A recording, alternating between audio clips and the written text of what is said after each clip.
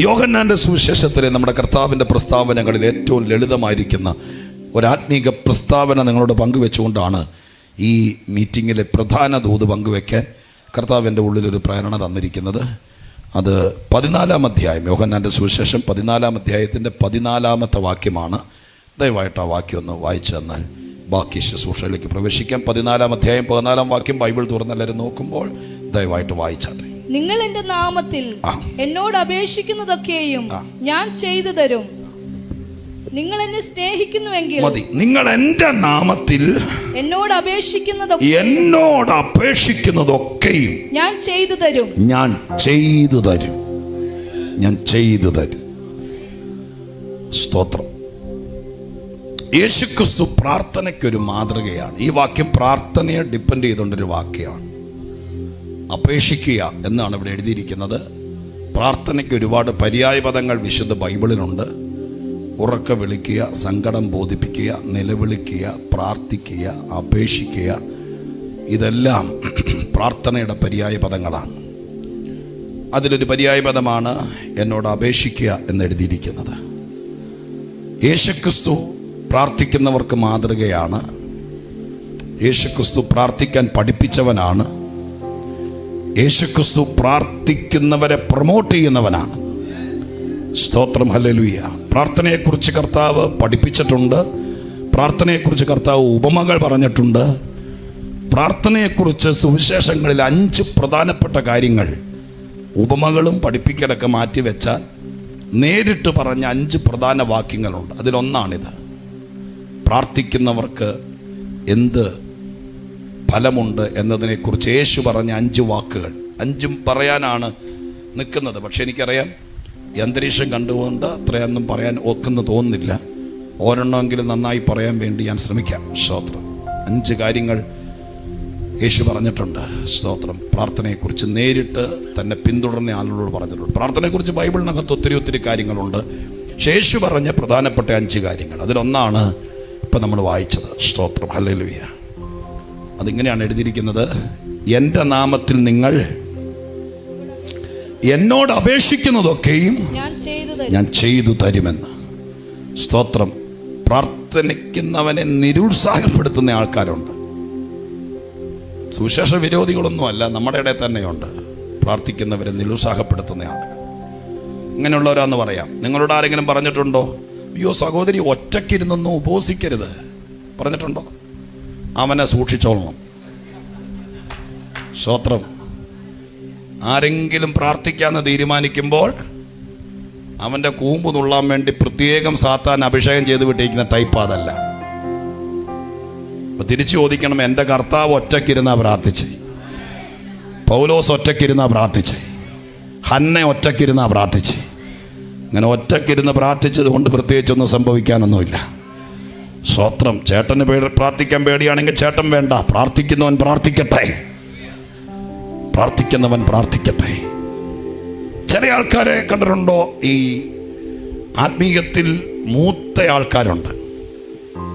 അവരിപ്പോൾ ഒരുത്തൻ പ്രാർത്ഥിക്കുക ദൈവത്തിൻ്റെ സന്നിധാനത്തിൽ, കർത്താവേ എന്ന് പ്രാർത്ഥിക്കുമ്പോൾ ചിലപ്പോൾ അത് കേട്ടിട്ട് മൂലയിലേക്ക് മാറ്റി നിർത്തിയിട്ട് പറയും, യേശുക്രിസ്തുവിനോടാണോ പ്രാർത്ഥിക്കേണ്ടത്, അത് പിതാവിനോടാണോ പ്രാർത്ഥിക്കേണ്ടത്? ഇങ്ങനെയുള്ളവരെ കേട്ടിട്ടുണ്ടോ?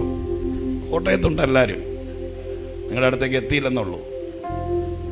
പ്രാർത്ഥിക്കുന്ന ആരെങ്കിലും കണ്ട് കർത്താവിനെ, എൻ്റെ കർത്താവേ, യേശുവേ, അപ്പ എന്നൊക്കെ വിളിക്കുമ്പോൾ പെട്ടെന്ന് വന്നിട്ട് പറയും, യേശുവിനെ അപ്പ എന്ന് വിളിക്കരുത്, യേശുവിനോട് പ്രാർത്ഥിക്കരുത്, പ്രാർത്ഥിക്കേണ്ടത് പിതാവിനോടാണ് എന്നൊക്കെ പറയുന്ന ആൾക്കാരെ കണ്ടിട്ടുണ്ടാവും. ഇവരെല്ലാം മറ്റേ ടൈപ്പാണ്. ഇത് പ്രാർത്ഥിക്കുന്നവനെ ഒതുക്കുന്നവരാണ്. അങ്ങനെയുള്ളവരോട് ചോദിക്കണത്, യേശു എന്താ ഇപ്പൊ പറഞ്ഞത്? എൻ്റെ നാമത്തിൽ നിങ്ങൾ എന്നോട്, അങ്ങനെയല്ലേ പറഞ്ഞത്? അല്ല, നിങ്ങൾ ആ ടൈപ്പാന്ന് തോന്നുന്നു. അല്ല, അങ്ങനെയല്ലേ വാക്യം? എൻ്റെ നാമത്തിൽ നിങ്ങൾ എന്നോട് അപേക്ഷിക്കാൻ. യേശുവിനോട് ചോദിക്കാൻ യേശു പറഞ്ഞില്ലേ? സ്തോത്രം, ഹല്ലേലൂയ. ഒത്തിരി വലിയ ശാസ്ത്രം പറയുന്നവരോട് കൂടുതൽ അടുക്കാതിരിക്കാനല്ല, നമ്മുടെ ഉള്ള പ്രാർത്ഥന കൂടി പോവും.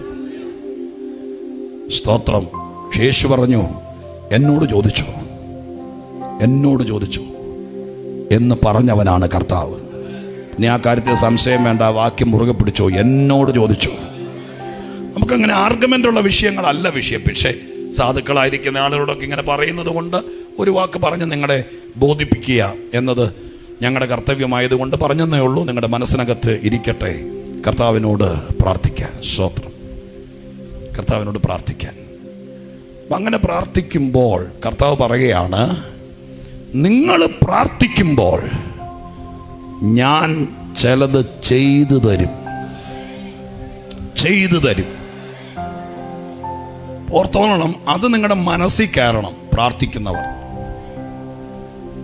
ഒരു ദൈവദാസൻ നിങ്ങൾ പ്രാർത്ഥിക്കുമ്പോൾ നിങ്ങളുടെ കൂടെ ഇരുന്നാൽ അദ്ദേഹം കൂടെ പ്രാർത്ഥിക്കും. ചിലപ്പോൾ അവസാനം ആമീൻ പറയും, നിങ്ങൾക്ക് വേണ്ടി പ്രാർത്ഥിക്കും. പക്ഷെ അദ്ദേഹത്തെ കൊണ്ടൊന്നും ചെയ്തു തരാൻ പറ്റിയല്ല. സ്തോത്രം. അത് ആഗ്രഹിക്കുകയും ചെയ്യരുത്. ചില ആൾക്കാരുണ്ട്, ചിലരെ കൊണ്ട് ചെയ്യിപ്പിക്കാൻ വേണ്ടി പ്രാർത്ഥിക്കുന്നവർ. വെറുതെ ആയി പോകത്തുള്ളൂ. നമ്മൾ ഈ വാക്യത്തെ മുറുകെ പിടിക്കണം. നമ്മൾ ഇന്നാര് ചെയ്യണം എന്നൊന്നും നിർബന്ധം പിടിക്കരുത്. കർത്താവ് ചെയ്തോളും. അത് ആരെ കൊണ്ട് ചെയ്യിപ്പിക്കണം എന്നൊക്കെ കർത്താവ് നിശ്ചയിച്ചോളും.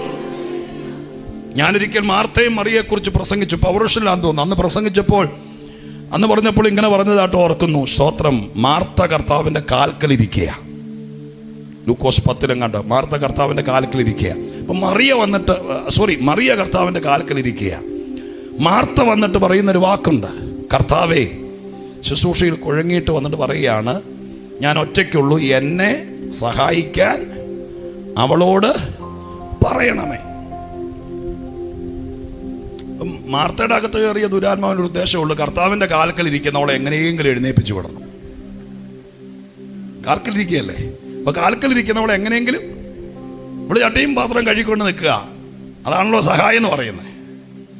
സ്തോത്രം. അപ്പൊ അവള് കാൽക്കലിരിക്കുന്നവളെ എങ്ങനെയെങ്കിലും എഴുന്നേൽപ്പിക്കാൻ വേണ്ടി ആ വീട്ടിൽ തന്നെ വ്യാപരിക്കുക ശക്തി. ഞാനിത് വെറുതെ പറയുന്നതല്ല, ഞാൻ പറഞ്ഞല്ലോ, ദൂതാ പറയുന്നേ. ഒരു വീട്ടിൽ ആരെങ്കിലും ഒരാൾ ദൈവത്തിന്റെ കാൽക്കലിരിക്കുന്നവർ കണ്ടേക്കും. അവരെ നിരുത്സാഹപ്പെടുത്തിയിട്ട് സ്തോത്രം, അവരെ പിന്നെ ടൈറ്റാക്കാൻ നോക്കുന്ന ചില ശക്തികൾ കണ്ടേക്കാം. അത് അപകടമാണ്. കാൽക്കലിരിക്കുന്നവരവിടെ ഇരിക്കട്ടെ. മാർത്തക്ക് ഇത്രയും ചോദിച്ചാൽ പോരെ, കർത്താവേ, മറിയ കാൽക്കലിരിക്കുവാണല്ലോ, എന്നെ കൊണ്ട് ഒറ്റയ്ക്ക് ഇത് പറ്റുന്നില്ല. സ്തോത്രം. എന്നെ ആരെങ്കിലും ഒന്ന് സഹായിക്കാൻ ഉണ്ടായിരുന്നെങ്കിൽ എന്ന് പറഞ്ഞായിരുന്നെങ്കിൽ വേണമെങ്കിൽ അവളെ സഹായിക്കാൻ ഒരു ജോലിക്കാരിയെ കൊടുത്തന്നെ ദൈവം. അത് മാറിയെ കൊണ്ട് തന്നെ സഹായിപ്പിക്കണം എന്ന് ഇത്ര വാശി തന്നെ. സ്തോത്രം. ഇല്ലേ? നിങ്ങൾ ഓർത്ത് നോക്കിയേ, കർത്താവ് എന്ത് ചെയ്ത് തന്നെ മോളെ നീ കഷ്ടപ്പെടുന്നതിന് മനസ്സിലാക്കുക. ഒരു കാര്യം ചെയ്യേ, ഒരു 30,000 രൂപ ശമ്പളത്തിന് ഒരു ജോലിക്കാരിയെ വെച്ചോ, കാശ് ഞാൻ തന്നേക്കാം എന്ന് പറഞ്ഞാൽ പ്രശ്നം തീർന്നില്ലേ? പിന്നെ മാർത്ത ചുമ്മാ പത്രം വായിച്ചുകൊണ്ടിരുന്നാൽ പോരെ? ബ്രേക്ക്ഫാസ്റ്റ് പുള്ളിക്കാരത്തി ഉണ്ടായിക്കോളും, വീട് തൂത്തുവാരിക്കോളും, കൊച്ചുങ്ങൾ വരുമ്പോൾ ബാഗും പിടിച്ചോണ്ട് വണ്ടിയിൽ നിന്ന് ഇറക്കിക്കൊണ്ട് വന്നോളും, അവരോട് തുണി കഴുകിയിട്ടോളും, ചപ്പാത്തി ഉണ്ടാക്കി വെച്ചോളും, പാത്രം എല്ലാം കഴുകിക്കോളും. പക്ഷെ അതിന് പകരം കുശുമുണ്ടാക്കും. മറിയെ കൊണ്ട് തന്നെ സഹായിപ്പിക്കണം എന്ന് വാശി വന്നതിൻ്റെ പേര് ജീവിതകാലം മുഴുവൻ തൂത്തും തുടച്ച് നടക്കേണ്ട വന്നു. അത്രയേ ഉള്ളൂ.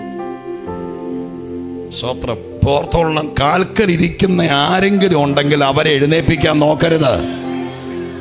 അവരവിടെ ഇരിക്കുന്നത് കൊണ്ടാ പലതും സംഭവിക്കുന്നത്. അവരവിടെ ഇരിക്കുന്നത് കൊണ്ടാ കുടുംബത്തിൽ കയറുന്ന അനർത്ഥങ്ങൾ അത്ഭുതമായി മാറുന്നത്. ചിലർ കാൽക്കലിരിക്കാൻ ഉണ്ടെങ്കിൽ നാട് നന്നാവുകയുള്ളൂ. ചിലരവന്റെ കാൽക്കലിരിക്കാൻ ഉണ്ടെങ്കിൽ സഭ ഉണരുകയുള്ളൂ. എല്ലാവരും അധ്വാനിക്കുന്നവരായാൽ ചിലപ്പോൾ കാര്യങ്ങൾ വേണ്ടുമെണ്ണം നീങ്ങി നിൽക്കുകയല്ല. സഹായമൊക്കെ ദൈവം ചെയ്യും. അത് ഇന്നാരെ കൊണ്ട് ചെയ്യിപ്പിക്കണമെന്ന് വിചാരിക്കണ്ട. ചെയ്തു തരുന്നവനാണ് കർത്താവ്. ഞാൻ പരിശുദ്ധാത്മാവിൽ പറയാം, ഈ പ്രാർത്ഥന നടന്നുകൊണ്ടിരിക്കുമ്പോൾ, നീ പ്രത്യേക ദിവസങ്ങൾ വേർതിരിച്ച് പ്രാർത്ഥിക്കുമ്പോൾ, പ്രാർത്ഥിക്കുന്നവർക്ക് വേണ്ടി ലോകത്തിൽ ആരും ഒന്നും ചെയ്തില്ലെങ്കിലും അതൊന്നും ഭാരപ്പെടരുത്. എൻ്റെ വീട്ടുകാർ ചെയ്തില്ലല്ലോ, എൻ്റെ സഭക്കാർ ചെയ്തില്ലല്ലോ, എനിക്ക് കഷ്ടം വന്നപ്പോൾ കൊച്ചു ആസ്പത്രിയിലായപ്പോൾ അവരൊന്നും തന്നില്ലല്ലോ, ഒന്നും ചെയ്യരുത്. അതൊക്കെ ചുമ്മാ താന്ന സ്വഭാവമാണ്. അത് പറയുമ്പോൾ നിങ്ങൾക്കൊരു വല്ലായ്മ വരുന്നുണ്ട്. സ്തോത്രം. അവരൊന്നും അല്ല, ചെയ്തു തരുന്നത് കർത്താവാണ്. പ്രാർത്ഥിക്കുന്നവർ വിശ്വസിക്കണം, ഞാൻ പ്രാർത്ഥിക്കാൻ തുടങ്ങുമ്പോൾ കർത്താവ് ചിലത് ചെയ്യാൻ തുടങ്ങും. ഇന്ന് ദൈവം നിങ്ങളെ അതിനു വേണ്ടി അറ്റാച്ച് ചെയ്യുക. ഇതുവരെ നിങ്ങൾ പ്രാർത്ഥിക്കാത്തവരൊന്നും അല്ല. ബൈബിളിന്റെ ഒരു പ്രത്യേകതയുണ്ട്, സത്യം അറിയുമ്പോൾ ആ സത്യം നമ്മളെ സ്വതന്ത്രമാക്കാൻ തുടങ്ങും. ഇന്നൊരു സത്യം അറിയുക, എൻ്റെ കർത്താവിൻ്റെ സന്നിധി ഞാൻ പ്രാർത്ഥിക്കുമ്പോൾ 4 പേരും കൂടി എൻ്റെ കൂടെ വന്നിരുന്ന് സ്തോത്രം ചെയ്യുമെന്നല്ല, ഞാൻ ഒറ്റക്കിരുന്ന് ദൈവത്തോട് അപേക്ഷിക്കുമ്പോൾ, എൻ്റെ യേശുവിൻ്റെ നാമത്തിൽ ഞാൻ ചോദിക്കുമ്പോൾ, സ്വർഗത്തിൽ ഇരിക്കുന്നവൻ എൻ്റെ കർത്താവ് ഉണ്ടാകട്ടെ എന്ന് കൽപ്പിച്ചപ്പോൾ സകലത്തെ ഉളവാക്കിയവൻ ചിലത് പറഞ്ഞു തരുമെന്നല്ല, ചിലത് ചെയ്തു തരും. യേശു ചിലത് ചെയ്യാൻ പോകുക. നിന്റെ സഭയ്ക്ക് വേണ്ടി, നിന്റെ കുടുംബത്തിന് വേണ്ടി നീ പ്രാർത്ഥിച്ചോണ്ടിരിക്കണം. രാത്രികളിൽ എഴുന്നേൽക്കണം, പ്രഭാതത്തിൽ എഴുന്നേൽക്കണം. നീ ഇവിടെ പ്രാർത്ഥിക്കുമ്പോൾ നിന്റെ ദൈവം ചിലത് ചെയ്യാൻ തുടങ്ങുമെന്ന് പരിശുദ്ധാത്മാവ് ഈ പകൽക്കാലം ചിലരോട് പറയുന്നു. പ്രാർത്ഥിക്കുമ്പോൾ കർത്താവ് ചിലത് ചെയ്യും, കർത്താവ് ചിലത് ചെയ്യും. അങ്ങനെ ഒരു വിശ്വാസം നമ്മുടെ അകത്തുണ്ടാകണം. എങ്ങനെ? പ്രാർത്ഥിച്ചിട്ടേക്കാന്നല്ല, ഞാൻ പ്രാർത്ഥിക്കും, ദൈവം ചെയ്യും. അത്ര സ്ട്രോങ് ആയ ഒരു ഡീലിംഗ് ദൈവസഭയ്ക്ക് ഉണ്ടാവണം. ഇതിനകത്ത് പെട്ടുപോയത് കൊണ്ട് പ്രാർത്ഥിച്ചില്ലെങ്കിൽ വണ്ടി ഇടിക്കും, പഞ്ചറാവുന്ന ഓർത്തൊന്നും ആരും പ്രാർത്ഥിക്കണ്ട, ആ സമയം കൂടി കിടന്നുറങ്ങിക്കും. സ്തോത്രം. പക്ഷെ ഒരു വിശ്വാസം ഉണ്ടാകണം. ഞാൻ പ്രാർത്ഥിക്കാൻ തുടങ്ങുമ്പോൾ യേശു പ്രവർത്തിക്കാൻ തുടങ്ങും. നാളേക്ക് മാറ്റുകയല്ല, ഒരു കൊല്ലം കഴിഞ്ഞിട്ടല്ല, ദൈവം പ്രവർത്തിക്കാൻ തുടങ്ങും. ആ പ്രവൃത്തി വെളിപ്പെട്ടാൽ പിന്നെ ആർക്കും അതിനെ നിഷേധിക്കാൻ കഴിയില്ല. കർത്താവ് ഈ ഭാഗമാണ് എന്നോട് പറഞ്ഞ് വിശദീകരിക്കാൻ തുടങ്ങുകയാണ്. സ്തോത്രം. ചില കാര്യങ്ങൾ യേശു ചെയ്യാൻ തുടങ്ങുക. ഈ ദേശത്തിന് വേണ്ടി, നിന്റെ ദീർഘകാലത്ത് പ്രാർത്ഥനയ്ക്ക് വേണ്ടി, നീ ഒരുപാട് നാൾ ഒറ്റക്കിരുന്ന് ഉപവസിച്ചതിന് വേണ്ടി, നീ തിരുസന്നിധിയിൽ വെച്ചിരിക്കുന്ന വിഷയങ്ങൾക്ക് വേണ്ടി, നീ എഴുതി വെച്ചിരിക്കുന്ന കാര്യങ്ങൾക്ക് വേണ്ടി അത്യുന്നതനായ ദൈവം ചില കാര്യങ്ങൾ ചെയ്യാൻ തുടങ്ങുകയാണ്. ഹല്ലേലൂയ. അത് വിശ്വസിക്കുന്ന ദൈവമക്കൾ ഈ പകൽക്കാലം നിങ്ങൾ പ്രാർത്ഥനാ മുറിയിലേക്ക് സ്വർഗം ക്ഷണിക്കുന്നു. പ്രാർത്ഥനാ മുറിയിലേക്ക് ക്ഷണിക്കുന്നു. നിന്റെ ഭാരങ്ങളുമായി നീ ആരുടെ അടുക്കലേക്കല്ല പോകേണ്ടത്, നിന്റെ പ്രാർത്ഥനാ മുറിയിലേക്ക് കയറിക്കോ. നീ പ്രാർത്ഥിക്കുമ്പോൾ ഞാൻ ചിലത് ചെയ്യാം. വിശ്വസിക്കുന്നവർ ശക്തി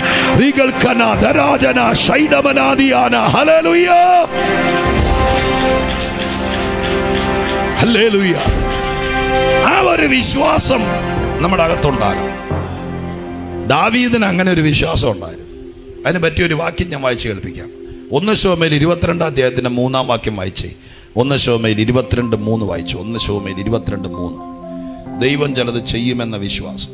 പ്രാർത്ഥിച്ചുകൊണ്ട് എന്ത് ഗുണം എന്ന് നിന്റെ മനസാക്ഷിക്കകത്ത് ചിലപ്പോൾ ശത്രു ചോദിച്ചേക്കാം. സ്തോത്രം. പക്ഷേ അതിനൊരു മറുപടി 1 ശമൂവേൽ 22:3 വായിച്ചേ. അനന്തരം ദാവീദ് അവിടം വിട്ട് മോവാബിലെ മിസ്ബയിൽ ചെന്ന് മോവാബ് രാജാവിനോട്, ദൈവം എനിക്ക് വേണ്ടി എന്തും ചെയ്യും എന്നറിയുവോളം, ദൈവം എനിക്ക് വേണ്ടി എന്ത് ചെയ്യും എന്നറിയുവോളം എന്റെ അപ്പനും അമ്മയും നിങ്ങളുടെ അടുക്കൽ വന്ന് പാർപ്പാൻ അനുവദിക്കണമെന്ന് അപേക്ഷിച്ചു. പാകം ചുമ്മാ വായിക്കാതെ ഹിസ്റ്റോറിക്കലായിട്ട് നമുക്ക് ചിന്തിച്ചു വേണം പറയാൻ. സ്തോത്രം. നിങ്ങളെ വാക്ക് നോക്കി. ഇപ്പൊ ദാവീദ് 22-ാം അധ്യായം തുടങ്ങുന്നത് അദുല്ലാം ഗുഹയിലാണ്. അദുല്ലാം ഗുഹയിലേക്ക് ഓടിപ്പോയി. അവന്റെ സഹോദരൻ വേണ്ട, വായിക്കണ്ട, ഞാൻ പറഞ്ഞു വിടാം. 22-ാം അധ്യായത്തിന്റെ 1-ാം വാക്യം അദുല്ലാം ഗുഹയിലാണ്. ശൗല നിമിത്തം ദാവീദ് 13 വർഷത്തോളത്തോളം കാട്ടിൽ അലയുകയാണ്.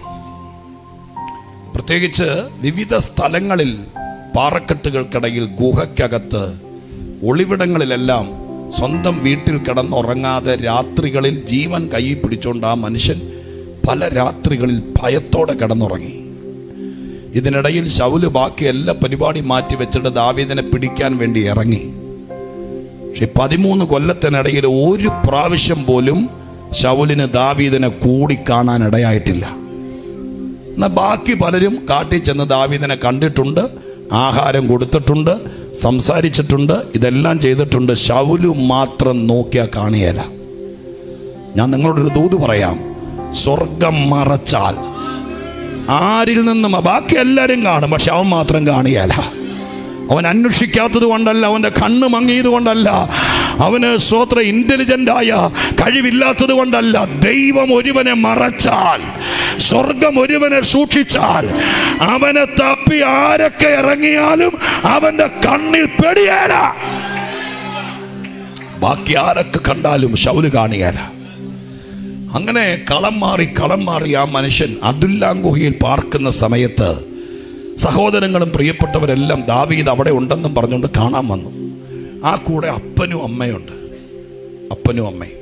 നിങ്ങളത് ഞാൻ വീണ്ടും പറയുന്നു, എൻ്റെ സന്ദേശം പറയുമ്പോൾ ചുമ്മാ കാണരുത്. സ്തോത്രം. അത് നിങ്ങളുടെ മുമ്പിൽ കാണണം, വെറുതെ കേൾക്കരുത്, കാണണം. നിങ്ങളുടെ രംഗം കാണുക. ദീർഘവർഷങ്ങൾക്ക് ശേഷമാണ്. 22 അധ്യായത്തിലേക്കൊക്കെ എത്തുമ്പോഴത്തേക്ക് ഏകദേശം ഒരു 8-10 വർഷങ്ങൾ പിന്നിട്ടു വീട് വിട്ടിറങ്ങിയിട്ട്. അപ്പോൾ ദാവീദിനെ അന്നേരം നിങ്ങളുടെ മനസ്സിലൊന്ന് കണ്ടേ.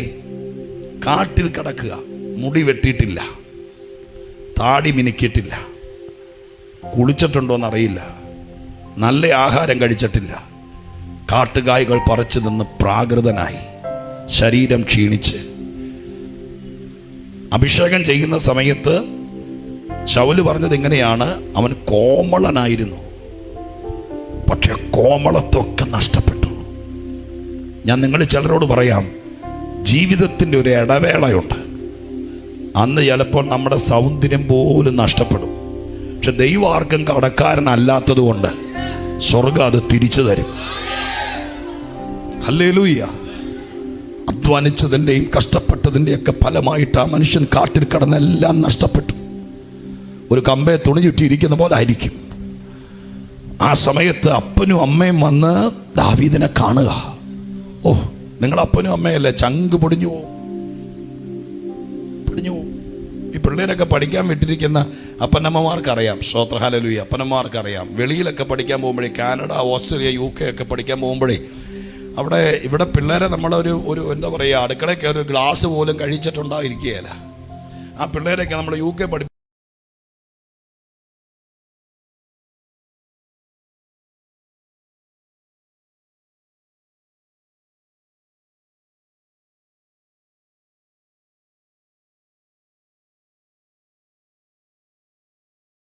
എന്ന് പറഞ്ഞു. അപ്പോൾ പറഞ്ഞു സ്തോത്ര സംസാരിച്ച് ഞങ്ങൾ അറിയിക്കാതെ കാര്യങ്ങൾ ചോദിച്ചു വന്നപ്പോൾ പറഞ്ഞു പഠിക്കാൻ വേണ്ടി വന്നതാ, പക്ഷേ സ്തോത്രം ഇവിടെ വന്ന് ജോലിയൊന്നും കിട്ടിയല്ല, പിന്നെ വീട്ടിലേക്ക് അത്രയും കാര്യങ്ങൾ പറയാൻ പറ്റാത്തതിൻ്റെ പേരിൽ ഇവിടെ ഇത് ചെയ്യുവാണ്. ഇപ്പം ഞങ്ങൾ ചോദിച്ചു, അവള് ചില തിരക്ക് കുറവുള്ള എൻ്റെ പേര് ചോദിച്ചു. പറഞ്ഞു എല്ലാ കാര്യം ചെയ്യണം, പാത്രം കഴുകണം, അതുപോലെ അകത്ത് ക്ലീനിങ് എല്ലാം ചെയ്യണം. രാത്രി ഇവിടെ നിന്ന് പോകുമ്പോൾ 11:30 ഭയങ്കര ടൈറ്റാണ്. ഉദ്ദേശം പോലെ അല്ല, നിങ്ങളതിൻ്റെ പേര് പറഞ്ഞെന്നുള്ളൂ, ആരും കണ്ടില്ലെന്നുള്ളൂ. പക്ഷേ ജനിച്ച് വളർന്നൊക്കെ അങ്ങനെ കൊച്ചു പിള്ളേരാ. ശരിക്കും നമ്മുടെ പിള്ളേർ പഠിക്കാൻ പോയതാണെങ്കിൽ അവരവിടെ പോയി പാത്രം കഴുകുക എന്നൊക്കെ പറയുന്നത് തന്നെ ഇവിടെ ഇരുന്ന് കേൾക്കുമ്പോൾ തന്നെ അപ്പൻ്റെ അമ്മയുടെ ഉള്ളു പൊള്ളും. അങ്ങനെയാണെങ്കിൽ സ്വന്തം മക്കളെ ആ രീതി വന്ന് കാണേണ്ട ഒരു ഗതികേട് ഈ അപ്പനും അമ്മയ്ക്കും വന്നപ്പോൾ അപ്പൻ്റെ ഹൃദയം നിങ്ങൾക്കൊന്ന് കാണാൻ പറ്റാൻ വേണ്ടിയിട്ടാണ് ഞാനിത് പറഞ്ഞത്. ഉള്ളു തകർന്നു പോയി. അപ്പനും അമ്മയും വയസ്സായി, പണ്ടത്തേക്കാൾ ദാവീദിനെ ചൊല്ലി മനപ്രയാസായി. അങ്ങനെ രണ്ടു കൂട്ടരും കൂടിക്കാണുമ്പോൾ ദാവീദ്, ഇനി ഞാൻ പറയുന്നത് ശ്രദ്ധിച്ച് കേട്ടോളണം. ഇപ്പം നമ്മൾ വായിച്ച വാക്യം, 3-ാം വാക്യം, ദാവീദ് അപ്പനെയും അമ്മയും കണ്ടു. അവിടുത്തെ മുഴുവൻ സംഭാഷണങ്ങളൊന്നും എഴുതിയിട്ടില്ല. പക്ഷെ അവിടെ നിന്ന് രഹസ്യത്തിൽ ഒളിച്ച് മോവാബ് രാജാവിൻ്റെ അടുക്ക ചെന്നു. ദാവീദ് അടുക്ക ചെന്നിട്ട് മോവാബ് രാജാവിനോട് പറയുക, എൻ്റെ അപ്പനെ അമ്മയും നിങ്ങളുടെ അടുക്കലൊന്ന് നിൽക്കാൻ അനുവദിക്കണം എന്ന് പറഞ്ഞതിൻ്റെ ഉള്ളടക്കം എന്താ? ജയിലിൽ കിടക്കുന്ന, ജയിലിൽ പോയി, കോട്ടയത്ത് സബ് ജയിലിൽ പോയി അപ്പനും അമ്മയും കൂടി പ്രതിയായി കിടക്കുന്ന, അല്ലെങ്കിൽ നിരപരാധിയായി അകത്ത് കിടക്കുന്ന ഒരു മോനെ ചെന്ന് കാണാൻ വേണ്ടി ചെന്ന് കഴിയുമ്പോൾ കണ്ടിട്ട് തിരിച്ചടുത്ത വണ്ടി കയറി ഇച്ചിരി നേരം കരഞ്ഞിട്ട് മോനെ 15 ദിവസം കഴിയുമ്പോൾ വരാമെന്ന് പറഞ്ഞിട്ട് നേരെ വീട്ടിൽ പോയാൽ പോരെ അപ്പനും അമ്മയ്ക്കും. പക്ഷെ വീട്ടിൽ പോകുകയല്ലോ, മോവാബ് രാജാവിൻ്റെ അടുക്കൽ ഇവരെ കൊണ്ടുപോയി നിർത്താൻ പോവുക. അതിൻ്റെ കാരണം എന്താ? അതിൻ്റെ കാരണം ഇവർക്ക് വീടില്ലേ? വീടുണ്ടായിരുന്നല്ലോ. ദാവീദിനെ അഭിഷേകം ചെയ്തത് വീട്ടുമുറ്റത്ത് വെച്ചല്ലേ? ഏലാ താഴ്വരയിലേക്ക് ഗോലിയാത്തിനെ തകർക്കാൻ വേണ്ടി പോയപ്പോൾ വീട്ടിൽ നിന്നല്ലേ അപ്പൻ മലരും അവലൊക്കെ സഹോദരൻ കൂടെ. അപ്പൊ വീടുണ്ടായിരുന്നു, 4 പട്ടാളക്കാരും മക്കളുള്ള വീടല്ലേ അത്? ആണ്ടോ, നിങ്ങൾക്ക് ഇതൊന്നും അറിയില്ല. ഞാൻ ബാലരമേന്നല്ല പറയുന്നേ, ബൈബിളിൽ നിന്നല്ലേ. അപ്പൊ അത്രയും പശ്ചാത്തലം ഇല്ലേ? പിന്നെ എന്തിനാ ഇപ്പൊ വീട്ടിൽ പോകാതെ മോവാബ് രാജാവിന്റെ അടുക്ക പോയി ഓൾഡ് ഏജ് ഹോമിൽ കൊണ്ട് താമസിപ്പിക്കാൻ കൊണ്ടുപോകുന്ന പോലെ അപ്പനെ അമ്മ ഇപ്പൊ അങ്ങോട്ട് വിടുന്നതുകൊണ്ട് കാര്യം ഞാൻ പറയാം. ദാവീദിനെ പിടികിട്ടാപ്പുള്ളിയായിട്ട് ശൗല് പ്രഖ്യാപിച്ചിരിക്കുകയാണ്. അങ്ങനെ വരുമ്പോൾ സ്വാഭാവികമായിട്ടും ഇന്റലിജൻസ് ഡിപ്പാർട്ട്മെന്റുകൾ ചെയ്യുന്ന ചില ക്രൂരമായ പദ്ധതികളുണ്ട്. ഒരു മോൻ കുറ്റവാളിയാണ്, അവനെ തപ്പി നടക്കുവാണെങ്കിൽ അപ്പൻ്റെ അമ്മയുടെ ഒക്കെ വീട്ടിൽ രാത്രി 2 മണിക്കും 3 മണിക്കും പോലീസ് വന്ന് കയറും. അങ്ങനെയൊന്നും പോകണ്ട സ്തോത്രം. അതുകൊണ്ടാണ് നമുക്കതറിയാത്തത്. മാത്രമല്ല ബന്ധുക്കളെല്ലാം ഇവരങ്ങ് എന്താ പറയുക, ഇവനെ പിടികിട്ടാൻ വേണ്ടി പല പരിപാടികൾ ചെയ്യും. ഏകാധിപതിയായിരിക്കുന്ന ശൗല് ഒരു പക്ഷേ വ്യാഖ്യാതാക്കൾ പറയുന്നു ഈ വീട് പോലും കണ്ടുകെട്ടി കാണാം. അപ്പനെ അമ്മ ഇറക്കി വിട്ടിട്ടുണ്ട്, ഇനി തിരിച്ചു പോകാൻ പറ്റിയല്ല. ആ സമയത്തും എൻ്റെ പാസ്റ്റർ എൻ്റെ മനസ്സ് ചോദിച്ചു, പട്ടാളക്കാരായ മക്കളില്ലേ, അവര് നോക്കണ്ടേ അപ്പനെ? അവിടെ ഒരു നീതിയുണ്ട്. നീതി ഞാൻ പറയാം. പണ്ട് ഈ ദാവീദ് എഴുതി, എൻ്റെ അപ്പനും അമ്മയും എന്നെ ഉപേക്ഷിച്ചു, പക്ഷെ ദൈവം നീതിമാനാ. അവസാനം ഈ മോന്റെ കയ്യിൽ തന്നെ ദൈവം കൊണ്ട് കൊടുത്തവരെ. ഒരു പക്ഷേ ചേട്ടന്മാർക്ക് സർക്കാർ ജോലിയുണ്ട്, കനത്ത ശമ്പളമുണ്ട്, ഇവൻ ആടിനെ തീറ്റാൻ പോയതാ, പഠിക്കാൻ പോയ സമയത്ത് ഭക്തി തോറ്റവനായിരിക്കും ചിലപ്പോൾ. അതിൻ്റെ ഒരു വിരക്തി, മറ്റവർക്കൊക്കെ ജോലിയുണ്ട്, നിന്നെ കാട്ടിൽ വിട്ടതിൻ്റെ പേരിൽ അങ്ങനെ ഒരു തള്ളപ്പെടൽ കണ്ടേക്കാം. പക്ഷെ ഒരു കാര്യം ഓർത്തോളണോ, ഇതിൻ്റെയൊക്കെ മീതെ ഒരു നീതിമാനുണ്ട്. അവസാനം നിന്റെ കൈ കൊണ്ട് വെള്ളം മേടിച്ചു കുടിച്ച്, നിന്റെ കൈ കൊണ്ട് കണ്ണു തിരുമി അടച്ച് സ്വർഗത്തിന്റെ കോടതി വിധി പറയത്തുള്ളൂ. അവസാനം ഇവന്റെ കയ്യിൽ തന്നെ കൊണ്ട് കൊടുത്തു ദൈവം. പിന്നാമ്പുറ കഥകളൊന്നും നമുക്കറിയില്ല. പട്ടാളക്കാരായ മക്കൾ എന്തിയെ, അവർക്ക് നോക്കാൻ ഇതൊന്നറിയില്ല. പക്ഷേ ദൈവം സ്തോത്രം ദാവീദിന്റെ അടുക്കൽ അവന്റെ എല്ലാം തികഞ്ഞ്, സ്തോത്രം ഹല്ലേലൂയ, എല്ലാം തികഞ്ഞ് വീടും വെച്ച് കോട്ടയം പട്ടണത്തിൽ ചാരികസേനയിൽ ഇരിക്കുന്ന കാലത്തല്ല, നിന്റെ ഗതികേടിന്റെ കാലത്ത് തന്നെ, നിന്റെ ഇല്ലായ്മയുടെ കാലത്ത് തന്നെ, നീ സെറ്റിലാകുന്നതിന് മുമ്പ് തന്നെ ചില നിന്നെ തള്ളിക്കളഞ്ഞവരെ നിന്റെ കയ്യിൽ കൊണ്ടു തരാൻ ദൈവം പ്ലാൻ ചെയ്താൽ അതിനെ സ്വീകരിപ്പാൻ ഇന്ന് പകലക്കാലം ആരോടൊക്കെയോ ദൈവം ആഹ്വാനം ചെയ്യുക. തള്ളരുത്, ഇത് ദൈവത്തിന്റെ നീതിയാ. ഞാൻ കർത്തദാസന്മാരോട് പറയാം, നിങ്ങളെ ജനിപ്പിച്ച അപ്പനൊന്നും ആയിരിക്കുകയല്ല. നിങ്ങളുടെ വിശ്വാസത്തെയോ ശുശ്രൂഷയൊക്കെ ഒരു കണക്കിന് തള്ളിക്കളഞ്ഞ, ഒരു കണക്കിന് ഇഷ്ടപ്പെടാതെ അന്ന് അവഗണിച്ച ചിലരെ ആർക്കും വേണ്ടാതെയാകുമ്പോൾ, നിലനിൽപ്പില്ലാതെയാകുമ്പോൾ, സ്വർഗം കറക്കി നിന്റെ ആലയത്തിൽ തന്നെ, നിന്റെ കൂടെ തന്നെ കൊണ്ടുവരാൻ ദൈവത്തിന് പദ്ധതിയുണ്ടെന്ന് പരിശുദ്ധാത്മാവ് ഇതിനകത്ത് ദൂത് പറയുക. ഹല്ലേലൂയ. നിന്റെ അഭിഷേകമല്ലെന്നു, നീ ഹല്ലേലൂയ ശുശ്രൂഷയല്ലെന്നു, നിന്റെ ദൈവശാസ്ത്രമല്ലെന്നു ഒക്കെ അന്ന് പറഞ്ഞവരെ എൻ്റെ ദൈവം നിന്റെ കയ്യിൽ തന്നെ അവരുടെ അവസാന കാലം നിന്നെ ചേർത്ത് പിടിക്കാൻ, അല്ല നീ ചേർത്ത് പിടിക്കാൻ സ്വർഗം ഒരു അവസരം ഒരുക്കുന്നത് വചനത്തിലൂടെ പരിശുദ്ധാത്മാവ് ഇതിനകത്ത് വെളിപ്പെടുത്തുകയാണ്. ദൈവം അത് ചെയ്യും. അമ്മമാരും സഹോദരിമാരും മരുമക്കളും എല്ലാം ഇരിക്കുന്നത് പരിശുദ്ധാത്മാവിന്റെ മുമ്പിലാണെങ്കിൽ ഇവിടെ വെച്ച് മനസ്സോടെ ചങ്കിനകത്തുനിന്ന് കുറെ കാര്യങ്ങൾ കൊടഞ്ഞിട്ടിട്ട് വേണം ഇന്ന് യോഗം കഴിഞ്ഞു പോകാൻ. ദൈവം എന്നെ ഏൽപ്പിച്ചാൽ ഞാൻ പൊന്നുപോലെ നോക്കിക്കൊള്ളാന്ന് ഇവിടെ ഇരുന്ന് പറഞ്ഞാൽ ഇന്ന് നിന്റെ ജീവിത കഥയ്ക്ക് മറ്റൊരു ട്വിസ്റ്റ് ഉണ്ടാക്കാൻ പരിശുദ്ധാത്മാവ് ഇതിനകത്ത് ഇടപെടുന്നുണ്ട്. നീ പ്രാർത്ഥിക്കാൻ തുടങ്ങുമ്പോൾ ദൈവം ചിലത് ചെയ്യാൻ തുടങ്ങിയ. ഹല്ലേലൂയ. റികനബല സംദരാജര റികൽകനാദരക്ഷസ്യാധര. ഹല്ലേലൂയ, ഹല്ലേലൂയ, ഹല്ലേലൂയ, ഹല്ലേലൂയ. കർത്താവിന്റെ ആത്മാവ് തുറന്ന മനസ്സോടെ വേണം ആത്മീക ജീവിതം നയിക്കാൻ. തുറന്ന മനസ്സോടെ വേണം. ദൈവം എന്തേൽപ്പിച്ചാലും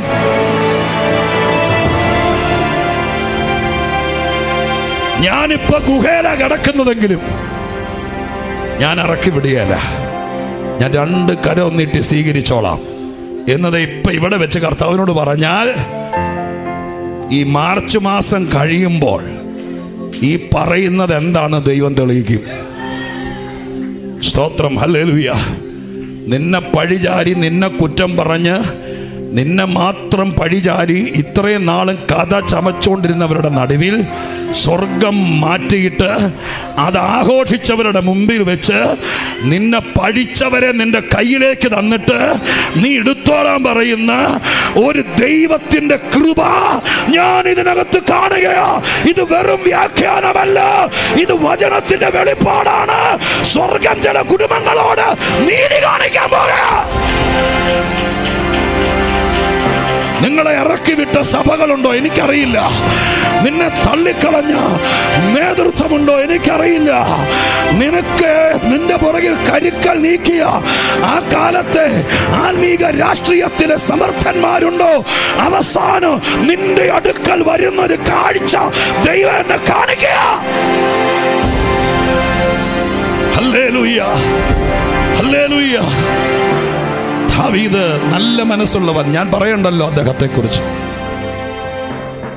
അപ്പാ ഞാനിപ്പോ എന്നാ ചെയ്യാനാ? എൻ്റെ സ്ഥിതി എന്നെ പരിങ്ങലിലാണെന്നും പറഞ്ഞ് ഒഴിവാക്കാനുള്ളതേ ഉള്ളൂ. ചേട്ടന്മാരൊക്കെ ഉണ്ടല്ലോ, അവരോട് പറയാൻ പറഞ്ഞില്ല, അവരോട് ചോദിച്ചു പോലുമില്ല. മോവാബ് രാജാവിൻ്റെ അടുക്ക ചെന്നു. മോവാബുമായിട്ടൊരു ആത്മബന്ധമുണ്ട്. ദാവീദിൻ്റെ വെല്ലുമ്മച്ചി രൂത്തിൻ്റെ നാടാണ്. ആ ഒരു ചെറിയ പശ്ചാത്തലത്തിലായിരിക്കാം അവിടെ ചെന്നു. മോവാബ് രാജാവിനോട് പറഞ്ഞു, നമ്മുടെ വിഷയം ദൈവം എന്തെങ്കിലും ചെയ്യുന്നുള്ള സ്തോത്രം. പക്ഷെ അവിടെ ചെന്നിട്ട് പറഞ്ഞത് നിങ്ങൾ കേട്ടോ? പറഞ്ഞത് ഇതാണ്, സ്തോത്രം, ഹല്ലേലൂയ. മോവാബ് രാജാവിനോട് നിങ്ങൾ രണ്ടെണ്ണത്തിനെ നിങ്ങൾ എടുത്തോളാൻ പറയല്ല. അവിടെ പറഞ്ഞ വാക്കിതാണ്, ദൈവം എനിക്ക് വേണ്ടി എന്ത് ചെയ്യുമെന്നറിയുവോളം എന്റെ അപ്പനും അമ്മയും ഇവിടെ കടന്ന് ഇവര് മരിക്കേണ്ടി വരികയല്ല. ആജീവനാന്തകാലം മുഴുവൻ ഇവരെ നിങ്ങൾക്ക് പോറ്റിപ്പുലർത്തേണ്ടി വരികയല്ല. എൻ്റെ ഗതികേടിൻ്റെ കാലം വേഗം തീരും. എൻ്റെ ദൈവം എനിക്ക് വേണ്ടി എന്തോ ചെയ്യും. ആ വാക്ക് വേണമെങ്കിൽ അടിവരയിട്ടോ. കഷ്ടതയുടെ നടുവിൽ കിടന്ന് സ്തോത്രം ഒരു മാസം കഴിച്ചു കൂട്ടാൻ നിവൃത്തിയില്ലാതെ ഞരങ്ങിക്കൊണ്ട് ഇന്ന് ഇവിടെ ഇരിക്കുന്ന ദൈവമക്കളോട് പറയുന്നു, 21-ാം തീയതി പറയുന്നു, ഈ വിഷയത്തിൽ നിന്റെ ദൈവം എന്തോ ചെയ്യും. ഹല്ലേലൂയ. ഇപ്പോഴത്തെ വിഷയം എന്താ? പലിശ കൊടുക്കുന്നതല്ല. ഇപ്പോഴത്തെ വിഷയം എന്താ? ഈ അപ്പനെ അമ്മയും കയറ്റിക്കെടുത്താൻ ഒരു വീടില്ല. അതല്ല ഇപ്പോഴത്തെ വിഷയം. അതിനെന്ത് ചെയ്യും? എന്താ ദൈവം ചെയ്തത്?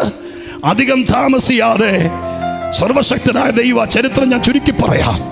സർവശക്തനായ ദൈവം ഹീരാം എന്ന് പറയുന്ന ഒരു രാജാവിനെ കൊണ്ട് ദാവീദിനൊരു അരമന പണിയിച്ചു ദൈവം. ഹല്ലേലൂയ. ഒരു വീടല്ല. മനസ്സുണ്ടെങ്കിൽ നിന്റെ ആദ്യം ദൈവം നിന്നെ ടെസ്റ്റ് ചെയ്യും. മനസ്സിലായി? ഹല്ലേലൂയ. നിനക്ക് വേണമെങ്കിൽ അവിടെ വെച്ച് എന്ത് പറയായിരുന്നു? ഈ അപ്പനോട് പറയായിരുന്നു, ഈ അമ്മയോട് പറയായിരുന്നു, സ്തോത്രം, ഞാനിപ്പോ എന്നാ ചെയ്യാനാ? എന്നോട് ചോദിക്കണ്ട.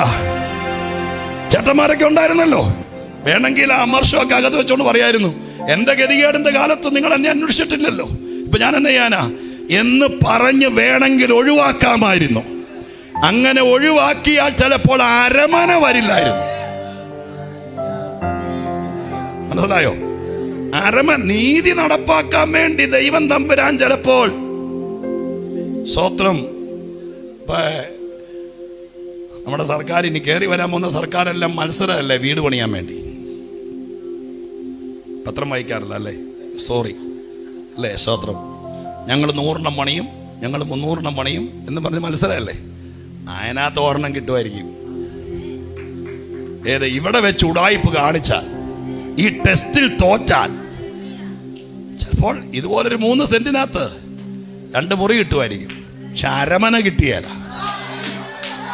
ഇവിടെ വെച്ച് നീ നിന്റെ ആത്മീകം വെളിപ്പെടുത്തണം. ഇവിടെ വെച്ച് നീ ആരാന്ന് വെളിപ്പെടുത്തണം. നിന്റെ മേൽ വീണ അഭിഷേകം അത് കുറ്റം പറയുന്ന അഭിഷേകമല്ല, അത് വാശി തീർക്കുന്ന അഭിഷേകമല്ല, അത് സ്നേഹത്തിന്റെ അഭിഷേകമാണ്.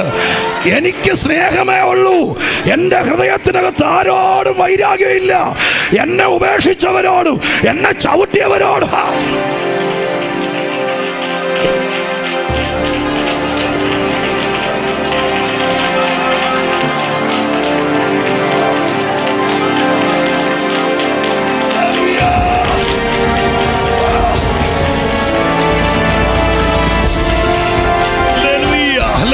ഹല്ലേലൂയ.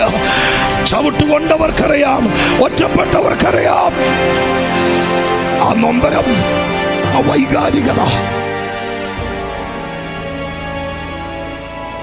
ഞാൻ പരിശുദ്ധാത്മാവിൽ അസാധാരണമായിരിക്കുന്ന ഒരു വെറും ഫീലിംഗ് അല്ല, ആത്മാവിൻ്റെ കൊളുത്ത് ചങ്കിന് വീഴുന്നത് തിരിച്ചറിഞ്ഞോണ്ട് ഞാൻ പ്രസംഗിക്കുന്നത്. നിങ്ങളിൽ ഒരുവനെ പോലെ തന്നെ നിന്നുകൊണ്ടാണ് ഞാൻ ഈ ദൂത് ഏറ്റെടുക്കുന്നത്. ഞാൻ പഠിച്ചത് കാണാതെ പറയുകയല്ല, ഇത് വചനം വെളിപ്പെട്ട് വരിക. പ്രസംഗം എൻ്റെ കയ്യിലുണ്ട്, പക്ഷെ ദൂത് ദൈവം തരുന്നതാണ്. എൻ്റെ ഹൃദയത്തോടും ദൈവം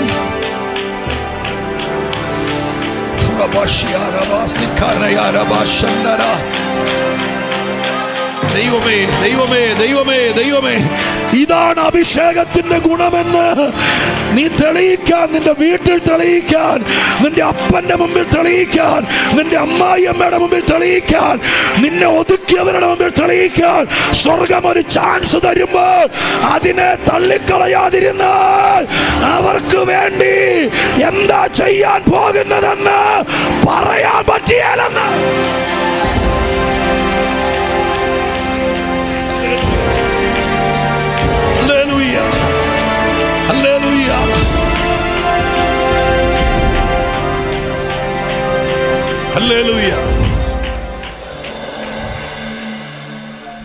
ദാവീദ് ഒരു വിസ എടുത്ത് വിദേശ രാജ്യത്ത് പോയി ബ്രോഷർ അടിച്ച് പിരിച്ചോണ്ട് വന്ന കാശും കൊണ്ടല്ല.